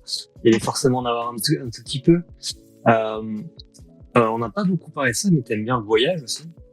Donc découvrir, parce qu'il y a la question qui t'intéresse, ce qu'il y a derrière le voile, peut-être plus l'individu finalement, mais il y a aussi tout ce qui est visible en fait, dans notre belle planète. Donc le voyage, les gens, les cultures. Ouais, Ça, j'adore c'est ça. aussi un truc qui te passionne. Et je me disais, si tu arrivais à avoir une machine à voyager dans le temps, et je préciserais aussi que tu aimes bien les wargames, tu aimes bien cette histoire militaire, le débarquement, qui te passionne aussi, de la Normandie. Ouais. Et donc, la question que je poserais, c'est si tu avais une machine à remonter dans le temps, à quelle époque tu retournerais et pourquoi? Oh, il y en a tellement. Et qu'est-ce que tu ferais? Qu'est-ce que tu y ferais aussi? C'est intéressant. Oh. Ah, il y a beaucoup d'époques qui m'intéressent. Donc c'est. Ouais. Il n'y a qu'une charge de plutonium pour mettre dans la DeLorean. Donc, il faut choisir. Peu de banane. Pas encore aller, tu peux aller dans le futur, tu peux aller plus pas dans le encore. passé. Ah oui. Voilà. Alors je vais. Ouais. Si je devais faire juste un saut, en fait, ça serait pour Jérusalem, par défaut. Forcément à l'époque de Jésus, pour voir en fait si c'est une mascarade cette histoire. Il est où Jésus? Cherche Jésus. Finalement, ça serait pour soulever un petit peu du voile, finalement, quand même. Pour enquêter. Ouais, par défaut, mais en fait, je me dis que la religion s'appuie sur des événements qui s'est passés, et jusqu'à présent, il n'y a pas eu grand-chose qui a été fait depuis la crucifixion, etc., par exemple, pour ceux qui sont cathos. Donc, je serais assez intéressé pour voir, en fait, si ce personnage a réellement existé ou pas.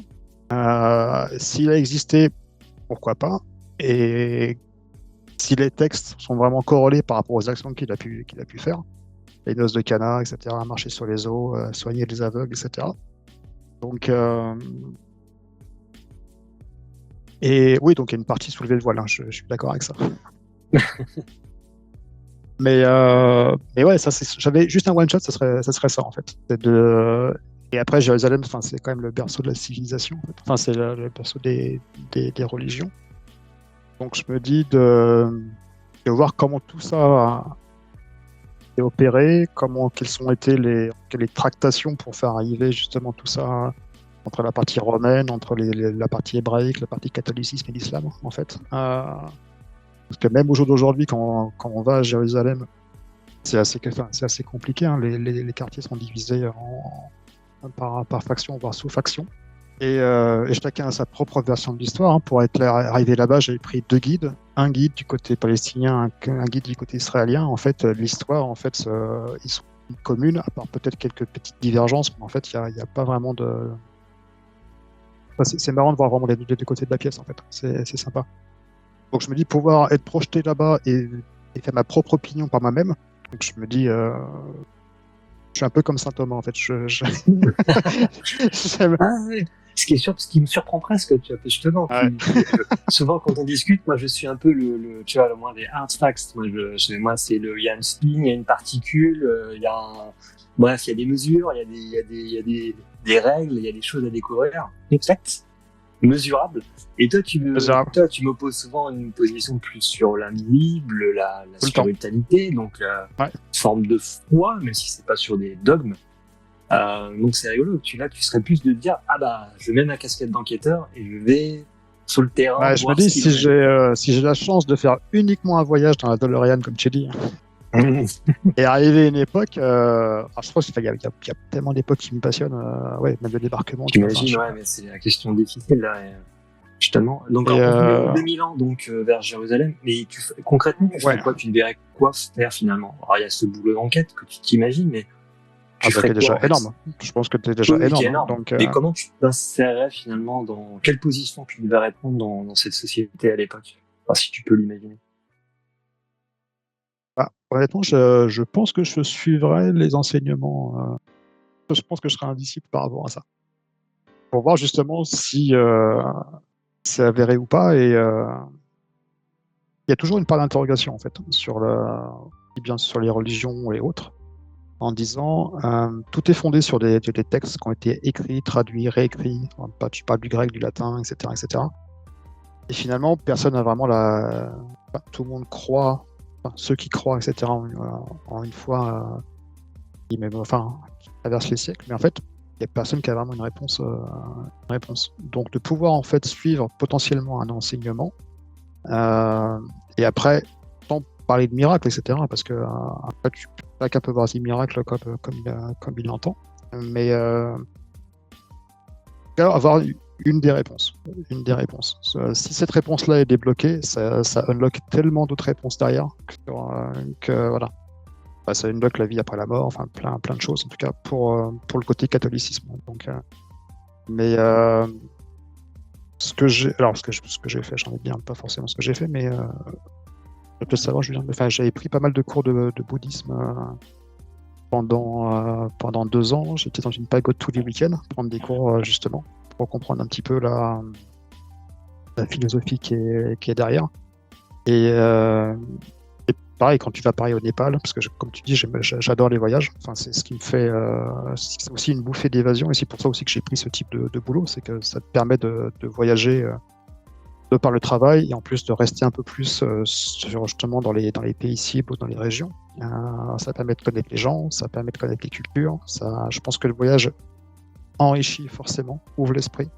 Plus tu voyages et plus tu vois des choses différentes, et plus tu remets en fait ta condition, et toi tu peux te centrer par rapport à tout ça. Donc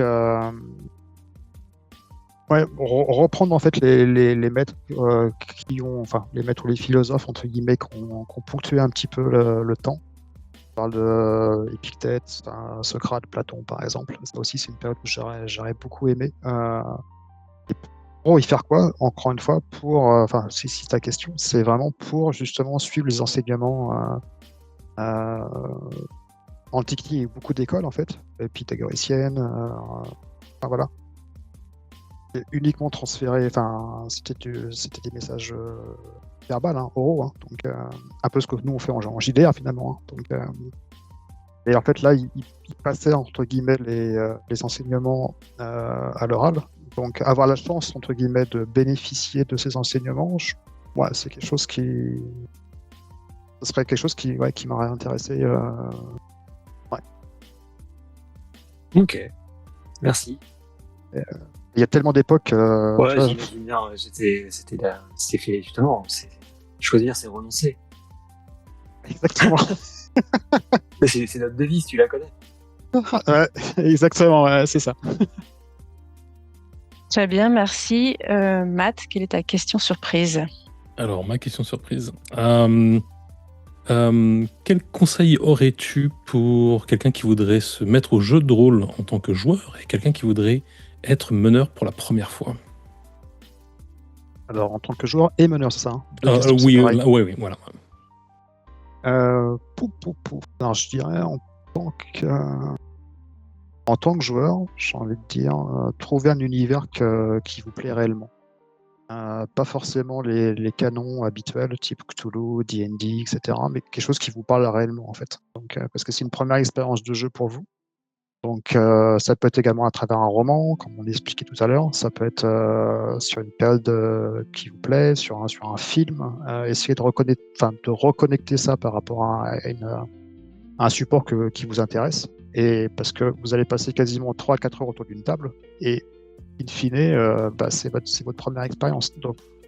Donc il faut, au-delà du système, parce qu'en tant que joueur, on a quand même la liberté d'arriver sur une table sans vraiment de préparation. En plus, si c'est un pré-tiré, c'est encore plus simple parce que la personne n'a rien à faire. Donc j'ai envie de dire, choisissez une table où vraiment vous allez vous sentir bien, aussi bien dans l'atmosphère du jeu qu'avec les personnes autour de la table. Bon, ça me paraît évident, mais vraiment quelque chose qui vous tient à cœur. Si vous aimez bien les films d'aliens, il faut jouer à ce jeu-là. Le Metroid, il y a tellement de jeux que voilà, il y a pléthore.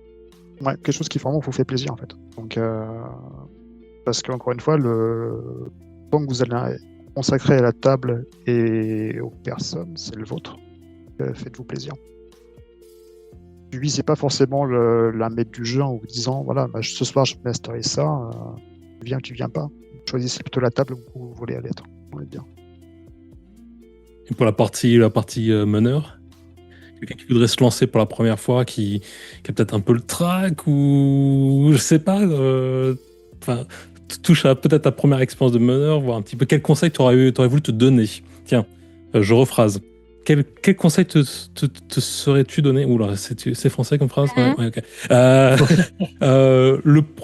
première fois que tu as masterisé. Déjà partir sur un système qui est extrêmement simple.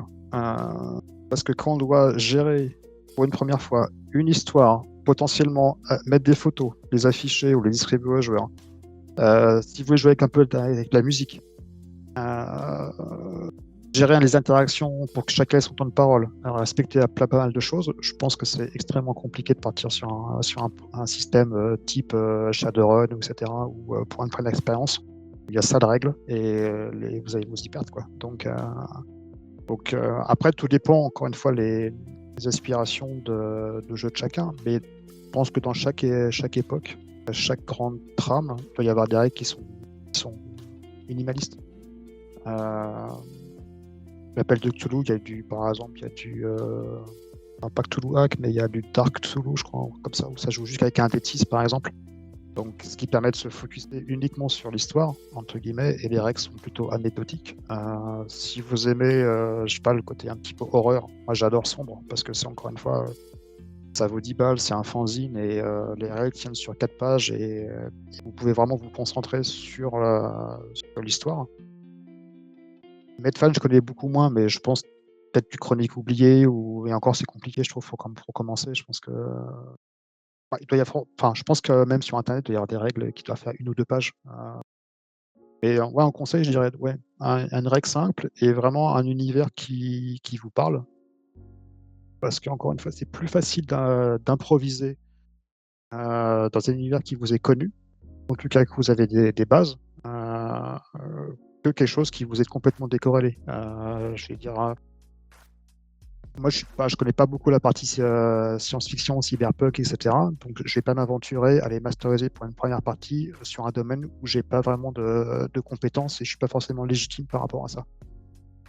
Par contre, maîtriser un truc sur l'appel de Cthulhu où j'ai lu je vois beaucoup d'ouvrages par rapport à cet auteur. Je connais déjà tout le carcan de l'univers, du monde. Donc, j'ai envie de dire... Si en plus je le relie avec un système qui est extrêmement simple, genre un D6, j'ai plus qu'à me concentrer uniquement sur un scénario. Là encore, prenez un scénario qui vous parle, pas long, mais quelque chose qui vous parle vraiment. Vous avez vraiment envie de faire partager un moment, quoi.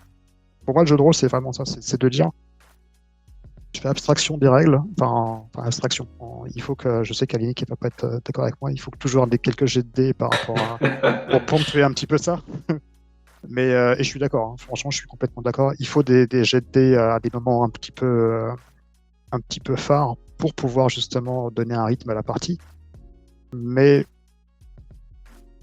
transmettre des émotions par rapport à un univers et par rapport à une histoire qui vous plaît, c'est beaucoup plus simple quand vous connaissez le périmètre que quelque chose qui vous est complètement décorrélé et vous n'avez pas de notion en fait. Donc ouais, voilà, je sais pas si c'est la bonne réponse. Non, c'est super. Non, merci. Ça fait beaucoup de sens. Merci beaucoup. Merci. Alors, c'est mon tour. Alors, Stéphane, donc tu me corriges si je me trompe, mais donc effectivement, tu as dit que tu préférais être maître du jeu que joueur. Oui. J'ai cru entendre que tu avais dit que tu te considérais comme un mauvais joueur. Absolument. J'aimerais bien savoir pourquoi et c'est quoi pour toi un mauvais joueur et un bon joueur aussi par opposition. Attention, c'est glissant comme t'es. Sympa la question. On veut des noms. On veut des... Alors, je sais pas s'il y a des... C'est le bon et le mauvais joueur, là, tu sais, qu'on dérive le bon ou le mauvais chasseur. Non, après, en fait, je pense que c'est un curseur que tu te mets par rapport à tes propres exigences. Quelqu'un peut se considérer extrêmement bon, mais il y a des critères de référence qui sont extrêmement basses. Vous voyez ce que je veux dire? Donc, du coup, on parle de tes critères à toi, hein, pour le coup. Donc, moi, je me trouve pas forcément bon en termes de joueur, parce que je pense avoir du mal à interpréter, en fait, les personnages qui sortent un petit peu du cadre, qui me correspondent pas vraiment. Et pourtant, c'est toute l'affinité du jeu de rôle, c'est ça, de se prendre un personnage et de dire, voilà, c'est pas du tout mes valeurs, c'est pas du tout mon carcan, et le temps d'une soirée, se mettre dans la peau. Et je pense que ça, honnêtement, je suis pas vraiment bon. Il faut appeler un chat, hein. Quand on n'est pas bon, on n'est pas bon. Donc, j'arrive pas en tout cas à trouver. T'as des styles de personnages comme ça que t'apprécies pas interpréter parce que c'est trop difficile, qui te viennent en tête, ou des expériences passées ou...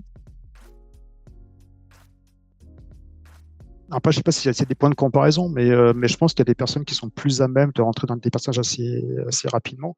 Je vais occulter Matt qui est acteur, donc ça va être compliqué. C'est ça, faut lui demander des conseils, moi je sais pas. Ouais. Mais je trouve que c'est extrêmement compliqué d'adopter en l'espace de 3 heures la psychologie complète d'un personnage. Alors tu peux jouer, je pense que les personnages que j'ai pu jouer, j'ai peut-être fait dans les grands traits, des traits assez marqués, c'est-à-dire des trucs un peu, des grosses lignes, tu vois. Et le côté un peu plus subtil qu'il y a derrière, ça demande un vrai investissement, ça demande du temps. Et surtout Après, l'interprétation, en fait. Ça demande vraiment un réel talent d'interprétation. comme on en parlait la dernière fois quand tu m'avais interviewé, je pense aussi ce qui aide, c'est le background. Enfin, quand on te donne une fiche de personnage avec ce qu'il a vécu, ses motivations, etc., ça peut déjà t'aider à l'interpréter plutôt que, comme tu disais, certaines fiches de l'appel de Cthulhu, t'as ta profession, tes compétences et puis ton âge et c'est tout, quoi. Donc, faut que là, t'improvises. Alors, ce que j'aime bien justement dans le système de sombre, c'est qu'en fait, au tout début de ton personnage, on te donne 3 cartes d'aide au roleplay. Et en fait, alors c'est de façon très létale, entre guillemets. Au début, tu peux être... c'est 3 étapes psychologiques qui vont changer. Et à chaque fois, ça va se dégrader au fil du temps. Donc, c'est-à-dire que quand tu perds, tu passes un palier. Automatiquement, quelqu'un qui va être juste à la base coléreux va devenir après agressif. Et après, s'il passe le 3e stade, il passe de agressif à quasiment serial killer tueur. Donc en fait, ça t'aide, ces petites fiches qui résumées peut-être en 7, 8, même 10 lignes, ça t'aide à avoir un fil conducteur et à suivre en fait la psychologie de ton personnage. Mais là encore, il faut quand même réussir à l'interpréter. Et je vois, il y a des gens en fait qui le font beaucoup mieux que moi en fait. Donc c'est pour ça que en tant que joueur, j'aime bien jouer parce que j'aime bien résoudre le côté enquête. Et on revient toujours à ce niveau-là. Hein. Après, je ne me considère pas comme un bon joueur entre guillemets, en termes d'interprétation roleplay de personnages. Par contre, je pense avoir des idées qui font avancer l'intrigue. Là, je m'y attelle pour faire avancer au fur et à mesure une enquête, justement, avoir les idées qui font de dire faut plutôt aller A, interroger ça que plutôt B, par exemple. Et je trouve que c'est extrêmement compliqué même si on parle pas d'acteur ou de théâtre, mais je trouve que c'est extrêmement compliqué. Je serais assez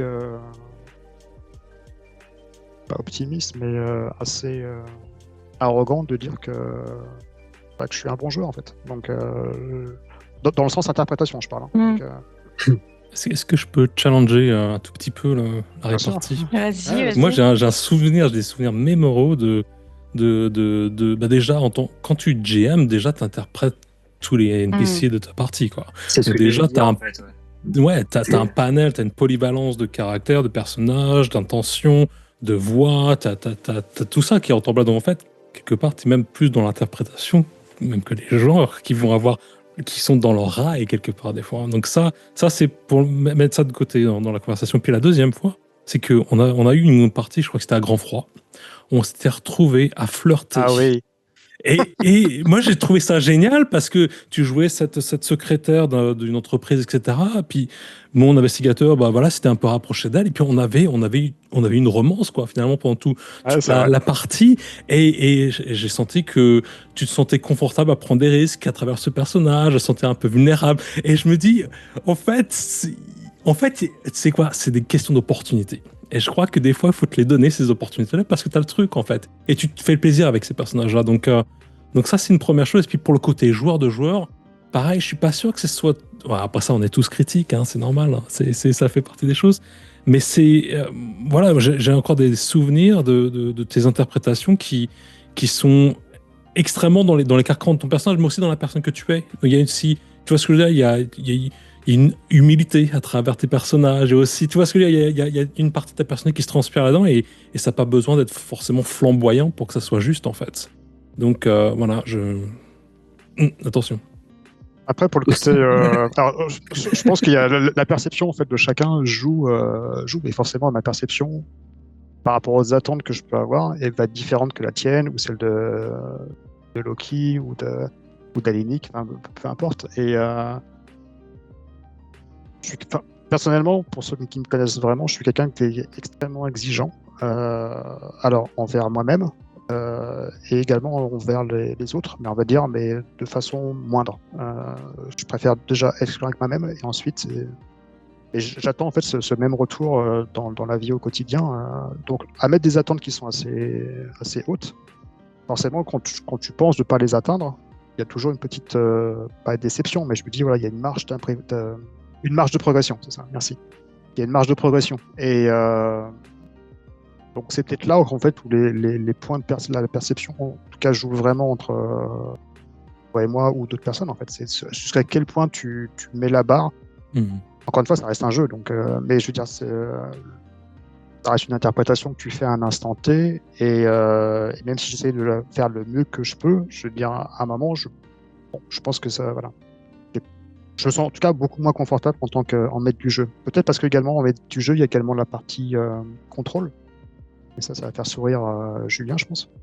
Il y a la partie contrôle où, en fait, tu as le temps de bosser le truc. Enfin, tu connais toute l'histoire. Tu sais dans quel sens tu as envie que la partie se dirige et que tu as envie d'emmener en fait les joueurs sur cette partie-là. Donc interpréter les personnages, je pense que c'est peut-être plus simple. Ça me concerne encore. Je sais pas que j'ai arrêté, mais en tout cas, ça me paraît plus simple pour moi parce que je dois marquer peut-être 3 traits de caractère qui sont assez grossiers et je peux les amplifier. Et pris en fait dans tout cet amalgame d'histoire et sachant que je veux emmener les personnes d'un point A à un point B, alors on va dire c'est plus naturel. Et mais cette notion de contrôle est pour moi assez aussi bien problématique qu'importante. Problématique parce que qui dit trop de contrôle, finalement, ça tue un peu la spontanéité et les opportunités. Par contre, c'est extrêmement rassurant en fait. Donc les scénarios bac à sable, j'apprécie moyennement, même si maintenant c'est mieux. Mais j'aime bien avoir un truc entre guillemets avec route A, route B, et pas route A, B, C, D, E. Parce que ça demande de l'impro, ça demande de réagir à pas mal de choses différentes, même si au fur et à mesure, j'apprends justement à aimer ce genre de truc. Et c'est beaucoup plus confortable d'avoir quelque chose qui est téléguidé moyennement, entre guillemets, parce que tu es dans le contrôle et tu gères en fait ta partie comme tu le souhaites. Alors qu'en tant que joueur, tu dois gérer déjà l'interprétation de tes personnages, tu dois essayer de faire avancer en fait l'histoire, tu dois gérer l'interaction avec les autres personnages également. Donc en fait, il y a beaucoup d'incertitudes. Enfin, pour moi, il y a beaucoup d'incertitudes, ce qui fait que le côté contrôle n'est pas vraiment là. Et forcément, moi, en tout cas, en termes de trait de caractère, quand je contrôle pas vraiment l'environnement, il y a un sentiment vraiment de pas inconfort, mais en tout cas, toi aussi même inconfort en fait. On peut dire inconfort. Mais il y a toujours. Je permets juste je voulais juste, excuse-moi, Shadowcat, je voulais juste rebondir sur ce que tu disais parce que c'est intéressant. On comprend du coup beaucoup mieux pourquoi tu préfères être MJ que joueur, puisque le MJ contrôle, le joueur ne contrôle pas. Il y a peut-être une forme de pression que tu ressens inconsciemment.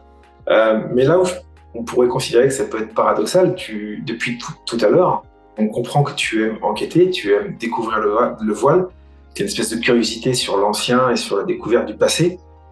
Quand tu es maître de jeu, tu découvres rien, c'est toi qui maîtrises tout. Est-ce que tu te prives pas d'une partie du plaisir d'être joueur et d'aller découvrir des choses que seul le maître de jeu qui est en face de toi va te donner à petite dose, parce qu'en fait c'est ça que tu aimes. Et du coup, en étant joueur, tu t'émerveilles des toutes petites choses que le maître de jeu va te donner de manière assez... Voilà, il y a une espèce de contradiction, j'ai l'impression. Alors, oui et non, je vais argumenter par rapport à ça. Je vais dire oui de... ouais, c'est ça qui est sympa.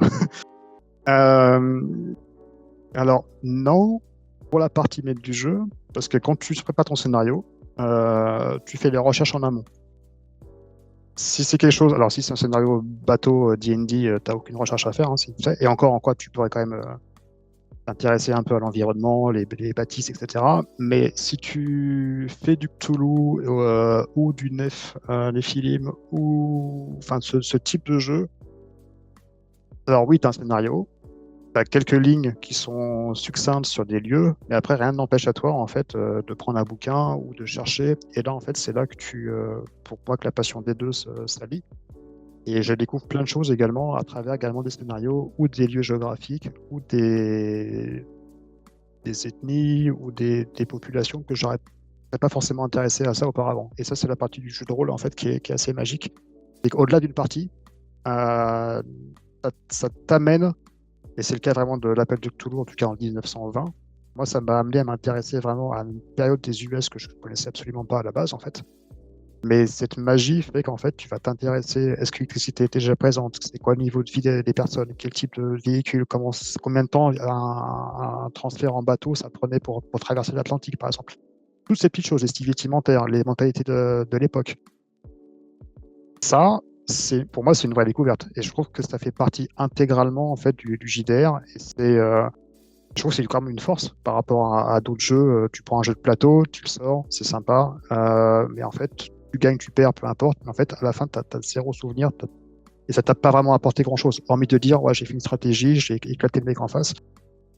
Fine, t'es content sur le coup. Mais finalement, en termes de souvenirs, en termes de gains, là, c'est proche du zéro, hormis te dire j'ai bien optimisé une stratégie. Mais bon, ça, il y a des jeux pour ça. La partie jeu de rôle, en tout cas quand tu es maître du jeu, au tout début que j'ai commencé à maîtriser Cthulhu, je me suis tapé des bouquins justement sur les années 1920, les années folles. Après, je me suis intéressé à Paraty entre deux guerres, à 40, 45, etc. Et en fait, tu apprends plein de choses. Et pour moi, c'est une source qui est intarissable. Donc ça, c'était pour le côté non. Maintenant, je vais argumenter pour le côté oui. Donc oui, tu peux te priver en tout cas du côté découverte. Et ça, c'est clairement vrai en fait. Hein. Donc parce qu'encore une fois, pour linker avec un des meilleurs moments de JDR que j'ai passé, c'était la campagne des films qu'on a fait en off, et justement où tu découvres au fur et à mesure plein de choses qui sont... Tu vas dans des lieux que j'ai déjà visités, genre Bayeux, genre des choses comme ça, et tu vois en fait ce que le maître du jeu t'a décrit, et c'est vraiment là en fait. Donc ça, je trouve ça juste canon, en fait, quand le jeu fait le lien avec en fait l'histoire, en tout cas avec que tu es en train de vivre. Ça peut être... Futuriste, ça marchera pas parce qu'on n'y est pas encore, mais je veux dire, mais ça peut être un truc médiéval, ça peut être... et les films est extrêmement bon par rapport à ce jeu, par rapport à ça.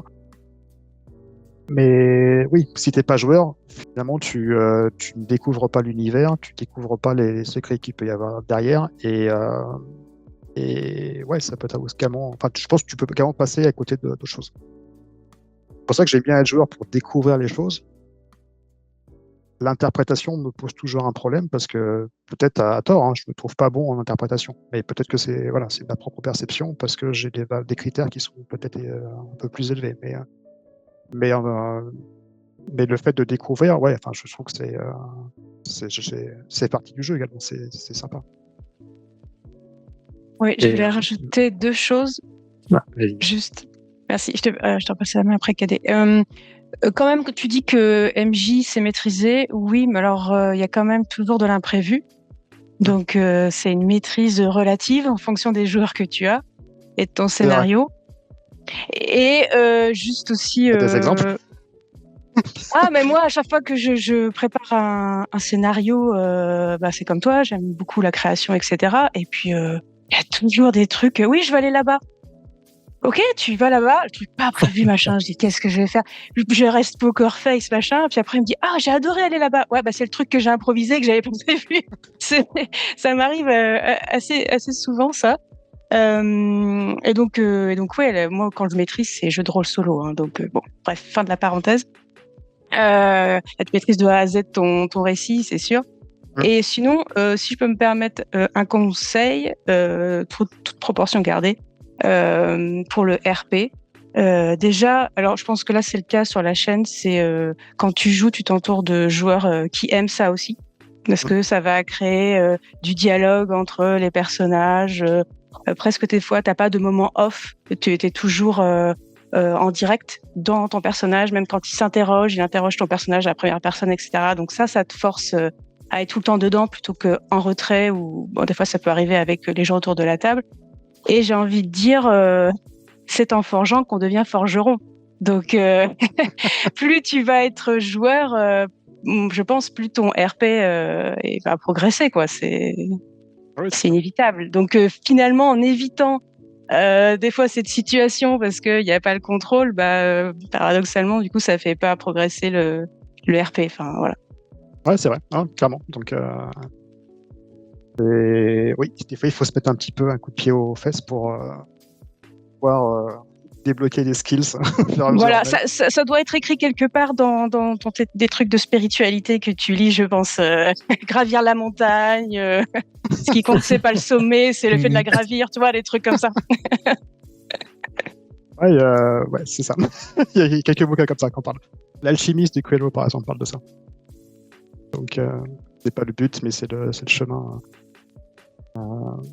Le Petit Prince que tu évoquais, Matt, la dernière fois de Syntex, c'est une pure allégorie d'un chemin initiatique, mais carrément, oui.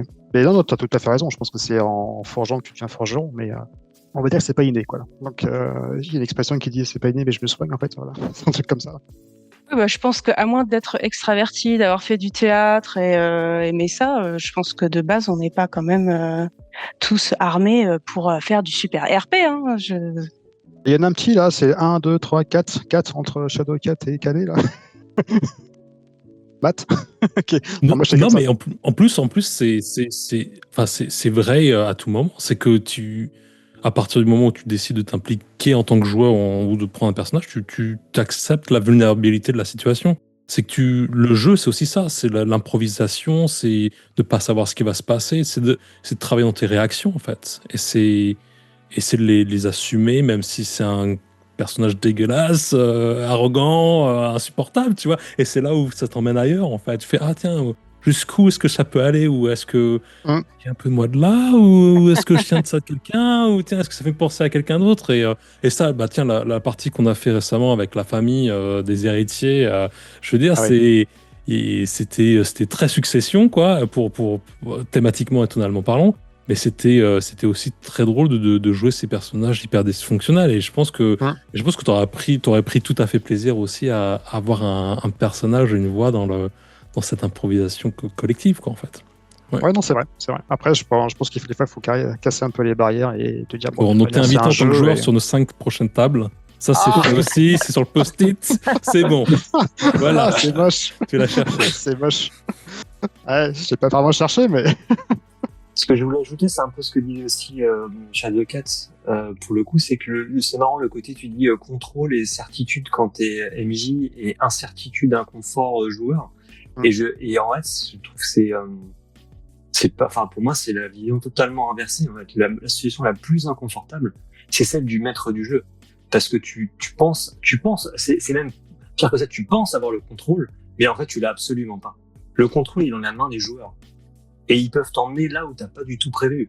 Sauf après, à coup de marteau, tu vois, vouloir les faire rentrer, mais en général, ça va être assez flagrant pour des joueurs expérimentés. Ils vont voir que t'es en train de leur tordre le bras pour les ramener dans un chemin que t'as balisé et ne pas aller à l'endroit où ils veulent aller parce que t'en as fichtrement aucune idée de ce qui s'y trouve.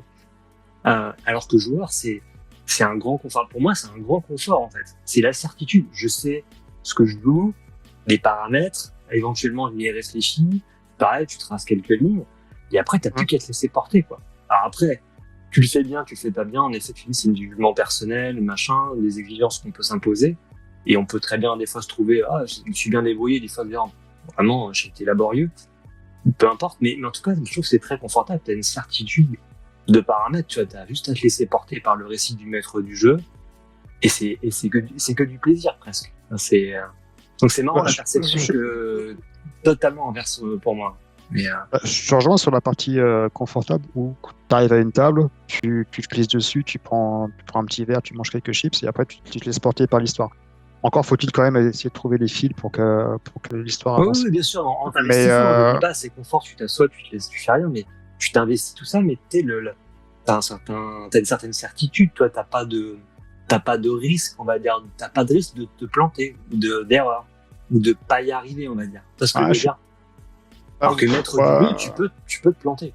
En tant que joueur, je sais pas si tu peux dire tu peux te planter, mais en tout cas, tu peux ne pas faire avancer l'histoire et passer complètement à côté, en fait, du scénario. Oui.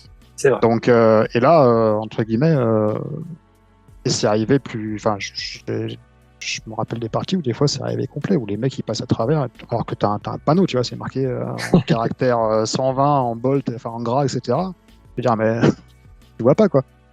Et là, les joueurs, en fait, vas-y, qui passent à côté. Donc, oui et non, j'ai envie de dire, si je devais argumenter en termes de joueurs, il y a quand même un effort. Hormis l'interprétation, donc là où je pense qu'encore une fois, c'est une histoire de perception par rapport à soi-même et par rapport aux critères qu'on peut se mettre. Et chacun mettra son critère par rapport à ses besoins et son intérêt. Si tu passes 3 heures et tu n'avances pas sur un scénario, alors peut-être que le maître du jeu est complètement nul, hein, parce qu'il ne te file pas non plus les trucs, mais il y a aussi un moment où toi aussi, il faut te poser des questions en disant, mais en fait, enfin, tu vois, il y a une partie. il y a aussi une partie responsabilité du joueur. Donc, à moins que le mec il fasse complètement n'importe quoi et se dire, bon, bah, la voie elle est balisée, mais en fait, je vais aller à gauche juste parce qu'en fait, j'ai envie d'aller à gauche. Bon, ok, fine. Enfin, dans ce cas-là, fais autre chose, quoi. Bon, c'est pas fait. Dans l'absolu, ça reste possible et je dirais que ton rôle en tant que maître du jeu, c'est de gérer ça finalement. Et c'est là où il y a cet inconfort et cette insécurité de dire il faut pouvoir parer à toute situation potentiellement. Et après, tu as des jeux. T'as des jeux comme ça genre les PPBTA, Monster of the Week par exemple, c'est clairement en fait des jeux qui sont, enfin, je trouve super cool parce que ce jeu te force à, entre guillemets, à penser hors du cadre. Mais en fait, le système est vraiment fait pour. De mémoire, je crois que si tu fais 7 ou 9, ça fonctionne. 2 d 6. Si tu fais. Et après, en dessous, je crois que c'est un échec. Et entre les deux, c'est oui, mais. Donc à chaque fois, le oui, mais te permet de t'interroger. Et il y a beaucoup de oui, mais, il n'y a pas beaucoup de réussite, il n'y a pas beaucoup d'échecs. Ce qui veut dire que ça relance toujours l'histoire. Et toute le trame narrative, en fait, tu as juste 4-5 lignes. Et après, c'est que de l'impro, que de l'impro. Donc ce type de système de jeu fait qu'en tout cas, tu es naturellement dans l'inconfort, mais tu le sais. Et tu te soignes et ça va bien. Mais l'avantage du BBTA, c'est qu'en fait, tu relances également tu donnes également la balle aux joueurs. Par exemple, si un joueur te dit ok, je vais pas sur l'autoroute, par contre, je vais m'arrêter dans un hangar, tu peux très bien lui dire ok, le hangar, par contre, comment tu le vois? Il est comment? Il y a une porte, il n'y a pas de porte. Le mec lui dit ok, j'ouvre la porte. Ok. Et à l'intérieur, comment c'est dans le hangar? Et après, en fait, c'est toi qui inverse le truc. En fait, tu fais le ping-pong par rapport aux joueurs. Et après, donc, ça peut aller. Enfin, je trouve ça super cool parce qu'en fait, là, c'est une vraie collaboration dans le côté narratif. Et on a fait une partie de Monster of the Week et je crois que j'avais fait un truc comme ça où vous disiez, bah voilà, je rentre dans un gymnase. Ok, bah maintenant, décris-moi comment toi tu vois le gymnase. Donc, il faut dire, ok, bah il y a un terrain de basket, il y a les panneaux, il y a le public qui est à côté, etc. Et après, toi, de rebondir également là-dessus. Et pour ça, il faut avoir des joueurs qui sont, 1, réactifs, 2, intéressés, et 3, avec un peu d'imagination. Mais l'expérience de jeu, par contre, est vraiment sympa, parce que c'est, encore une fois, c'est une collaboration en termes narratifs, et chacun apporte sa petite pierre à l'édifice, et la vision, en fait, de toutes les personnes autour de la table fait qu'en fait, il y a une partie qui va ressembler à aucune autre. C'est un scénario qui peut être complètement décorrélé de la trame initiale, et finalement, ça reste hyper intéressant, en fait. L'expérience de jeu, c'est canon. Donc oui et non. Oui, non, mais bien sûr. Tu as toujours deux faces à la pièce, hein. On est d'accord. Je sais pas si ça répond à ta question, mais... Laquelle, la mienne ou celle de Cadet? Les deux. En fait, on a rebondi sur celle de Max. Ouais, on a bondi. Qui t'a demandé des conseils et on est parti loin sur plus des conseils, mais finalement une sorte de réflexion sur le maître du jeu et le joueur. Après, les conseils, c'est vraiment, en tant que joueur, prendre un univers qui vous plaît. Hein. Et en tant que maître du jeu, un système, je vais dire, hyper simple, vous connaissez déjà l'environnement, et un truc. Pour moi, le jeu de rôle, c'est vraiment du partage. Donc, il faut faire partager les émotions et partager ce que vous avez envie de faire partager. Donc, si vous êtes amoureux du cyberpunk et vous connaissez être super pointu, partez là-dessus parce que vous allez faire le message, même si c'est pas bon, en tout cas, vous allez le transpirer parce que c'est quelque chose qui est en vous, en fait. Donc, vous allez, même si au début, ça fonctionne pas très bien, mais votre amour, entre guillemets, de l'univers et les lectures que vous avez pu faire, les musiques que vous avez pu écouter, en tout cas, ça va forcément à un moment ou à un autre transpirer dans la partie et vous allez essayer de faire passer justement cette émotion par rapport aux joueurs. Pour moi, sincèrement, c'est que ça. C'est vraiment comment on arrive à partager un univers qu'on apprécie à des personnes qui sont en face de soi, qui connaissent pas forcément cette chose, mais avec votre connaissance, avec votre amour, avec un petit A de l'univers et tout du carcan, comment vous allez amener à faire partager ce moment autour d'une table. Et donc voilà, pour les mini-conseils de mon côté. Très bien. C'est une belle conclusion, moi, je trouve même. Oui, parfait. Merci, c'est la fin. Stéphane, on n'a plus de questions à te poser. Merci beaucoup aux 4 personnes. Bon, initialement, tu aurais dû en répondre en 15 secondes. Hein. Je te rappelle quand même. Donc là, en 15 secondes Ah ouais 15 secondes, c'est compliqué. Pour argumenter, c'est compliqué.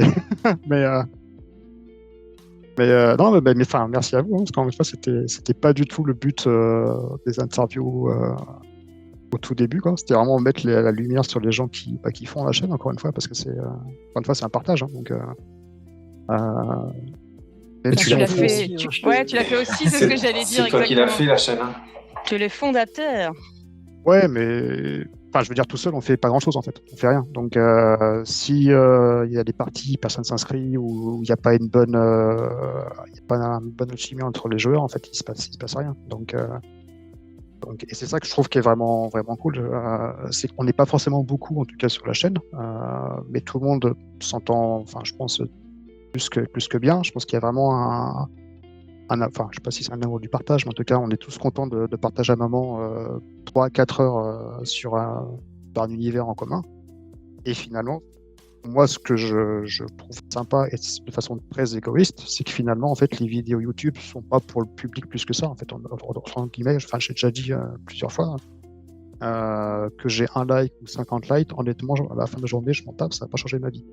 Mais par contre, en fait, les tranches qu'on capture pendant ces 3 heures, pour moi, ça, ça a une valeur qui est extrêmement importante. Donc, parce que c'est des moments qu'on capture encore une fois, qu'on va sauvegarder des tranches de vie avec les personnes qu'on apprécie, et on va pouvoir, entre guillemets, dans le futur, en tout cas dans les semaines à venir, dans les mois, dans les années, me dire, ok, j'ai vécu des choses, des moments qui étaient extrêmement, je veux dire, forts en moment, dans des parties. Dans un univers que, à la base, rien ne m'incitait à jouer dans cet univers-là, et finalement, ça va me créer des souvenirs. Donc, après, qu'il y ait une vue ou 1000 vues, entre guillemets, ça va pas. Enfin, c'est pas le but, je m'en tape complet, en fait. Donc, demain, il y a 0 abonné, il y a 0 abonné, moi, je m'en tape. Moi, ce qui m'intéresse vraiment, c'est de dire, voilà, quel moment qu'on a capturé ensemble, c'est quoi les souvenirs qu'on a par rapport à ça, quelles sont les interactions qu'on a pu créer, et le but, c'est de passer un moment qui est juste canon et d'en créer plusieurs à la suite. Donc, pour avoir justement ce fil à travers les semaines, les mois, les années, en me disant, voilà, en fait, j'ai passé des moments incroyables avec des gens hyper sympas, investis, et on a tous créé de façon collégiale, entre guillemets, une aventure que tout le monde va se rappeler. C'était pas ça l'immortalité, finalement. On est reparti pour 1 heure, c'est Stéphane maintenant. L'archivage sur YouTube. Numérique. N'est-ce pas finalement un but matérialisé de 0 et de 1? Après, c'est périssable dans le temps, je veux dire, quand tu prends une échelle, voilà. Bon, après, c'est un long débat qu'on peut encore avoir après, mais ouais. Donc, désolé s'il y a un petit côté, un peu, je sais pas si c'est perché ou etc. Mais non, mais t'es là pour te poser des questions et te donner la parole, et pour que, comme tu l'as fait pour nous, les gens te connaissent mieux, et qui est derrière le maître du jeu le plus souvent, et parfois le joueur. En tout cas, merci à vous tous. Hein. Donc, en tout cas, c'est une belle surprise. Donc, c'est une belle surprise. Et ouais, encore une fois, ça crée un moment. Donc, Merci à toi, en tout cas. Merci beaucoup. Ouais, merci, c'était cool. Merci, Sling.